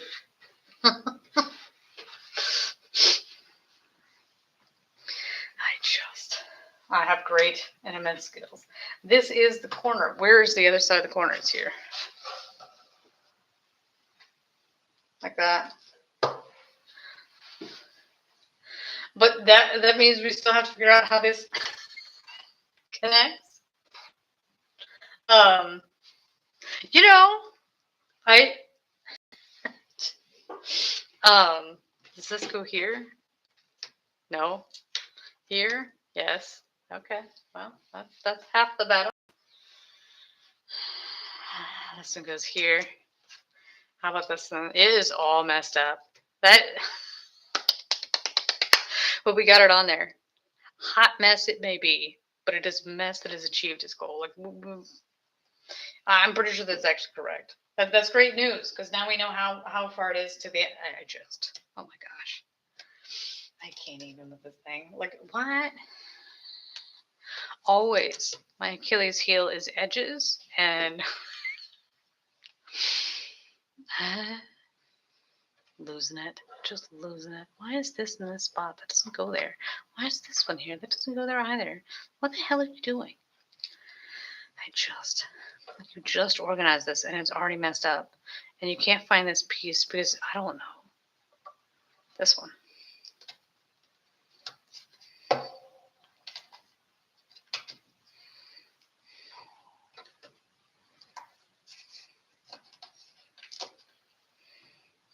I don't like that one. How about this one? But yeah, this was an interesting puzzle video. So, I mean, clearly, if I had possessed the ability to put the outside pieces together correctly, maybe it would have gone faster. But alas, no such joy. No such joy. I'm really bad at it. I don't. I mean, with this puzzle, like I've said, I'm sure numerous times at this point, you don't really need the outside pieces. It's got enough picture in it. I mean, I can easily just consult the box and it'll tell me how close to the edge you are. That's not even remotely right, kiddo. I just.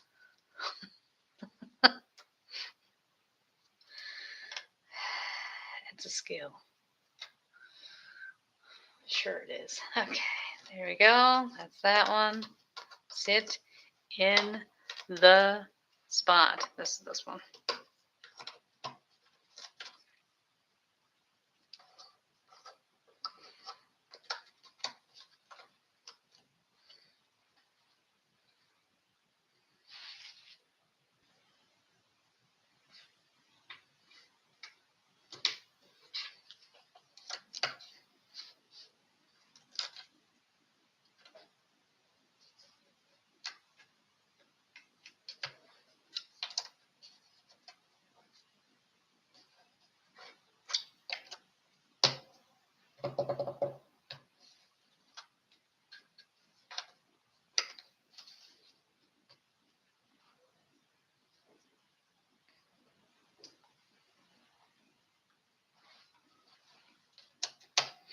There's that one. It needs to be whittling.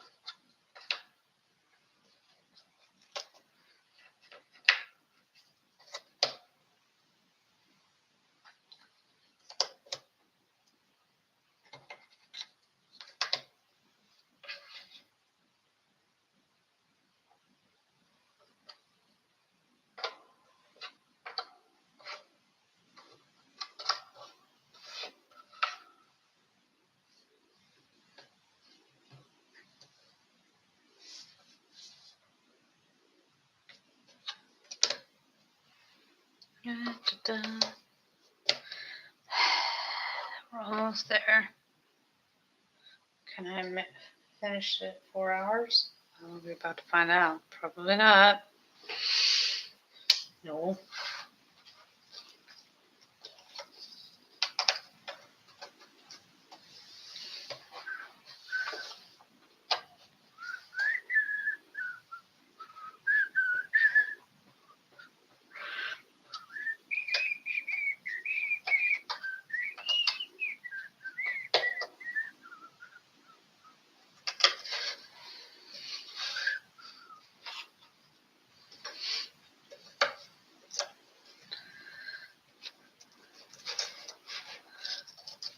Oh, yeah.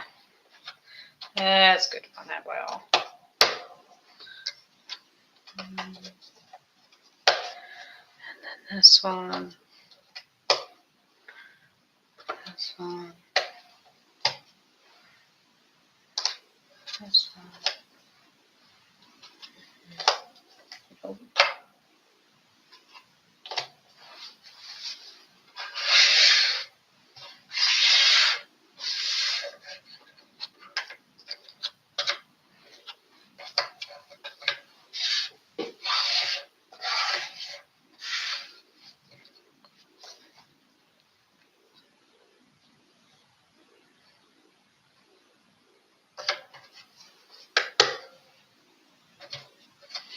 And move in there.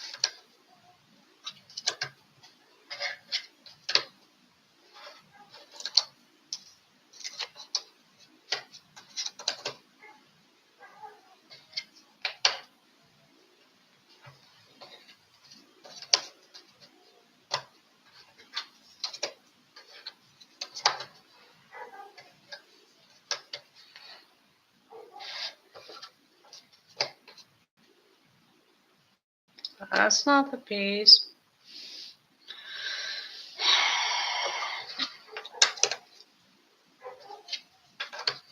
That's a happy dog. Being sarcastic. The dog is not happy.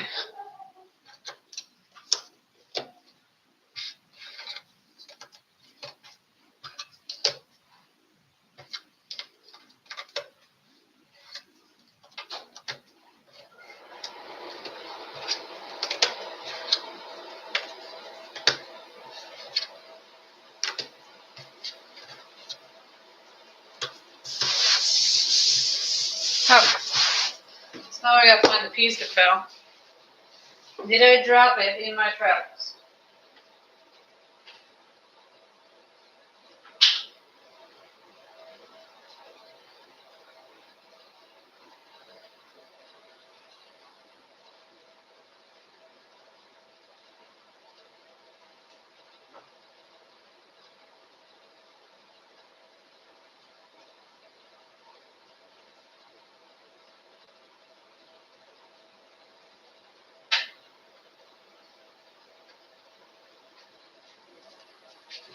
I made it. Yes, it stuck to my Chewbacca fleece onesie, went all the way to the bedroom, fell off on the floor in there. Nailed it. So here is the Kate Spade picture, which I wonder if I can get in. There's our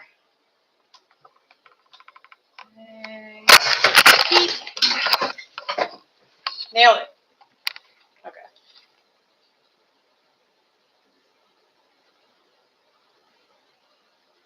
So I totally nailed it. And then I dropped my camera on the ground and then it's disconnected. But I was like, you cannot leave the stream that way. So Nailed it. This is the picture as I stand above it. It's so pretty, which doesn't look as red from this angle, but see, all those little trees and things. That's how big it is. And then I made a hot mess. I'm going to sign off now because this is ridiculous. If you made it this far, if you skipped all the way to the end to see what it looks like, please like, comment, subscribe. Come back later for another riveting stream. I have a cat. It has to be done at some point too. So I'm going to sign off with this wobbly camera.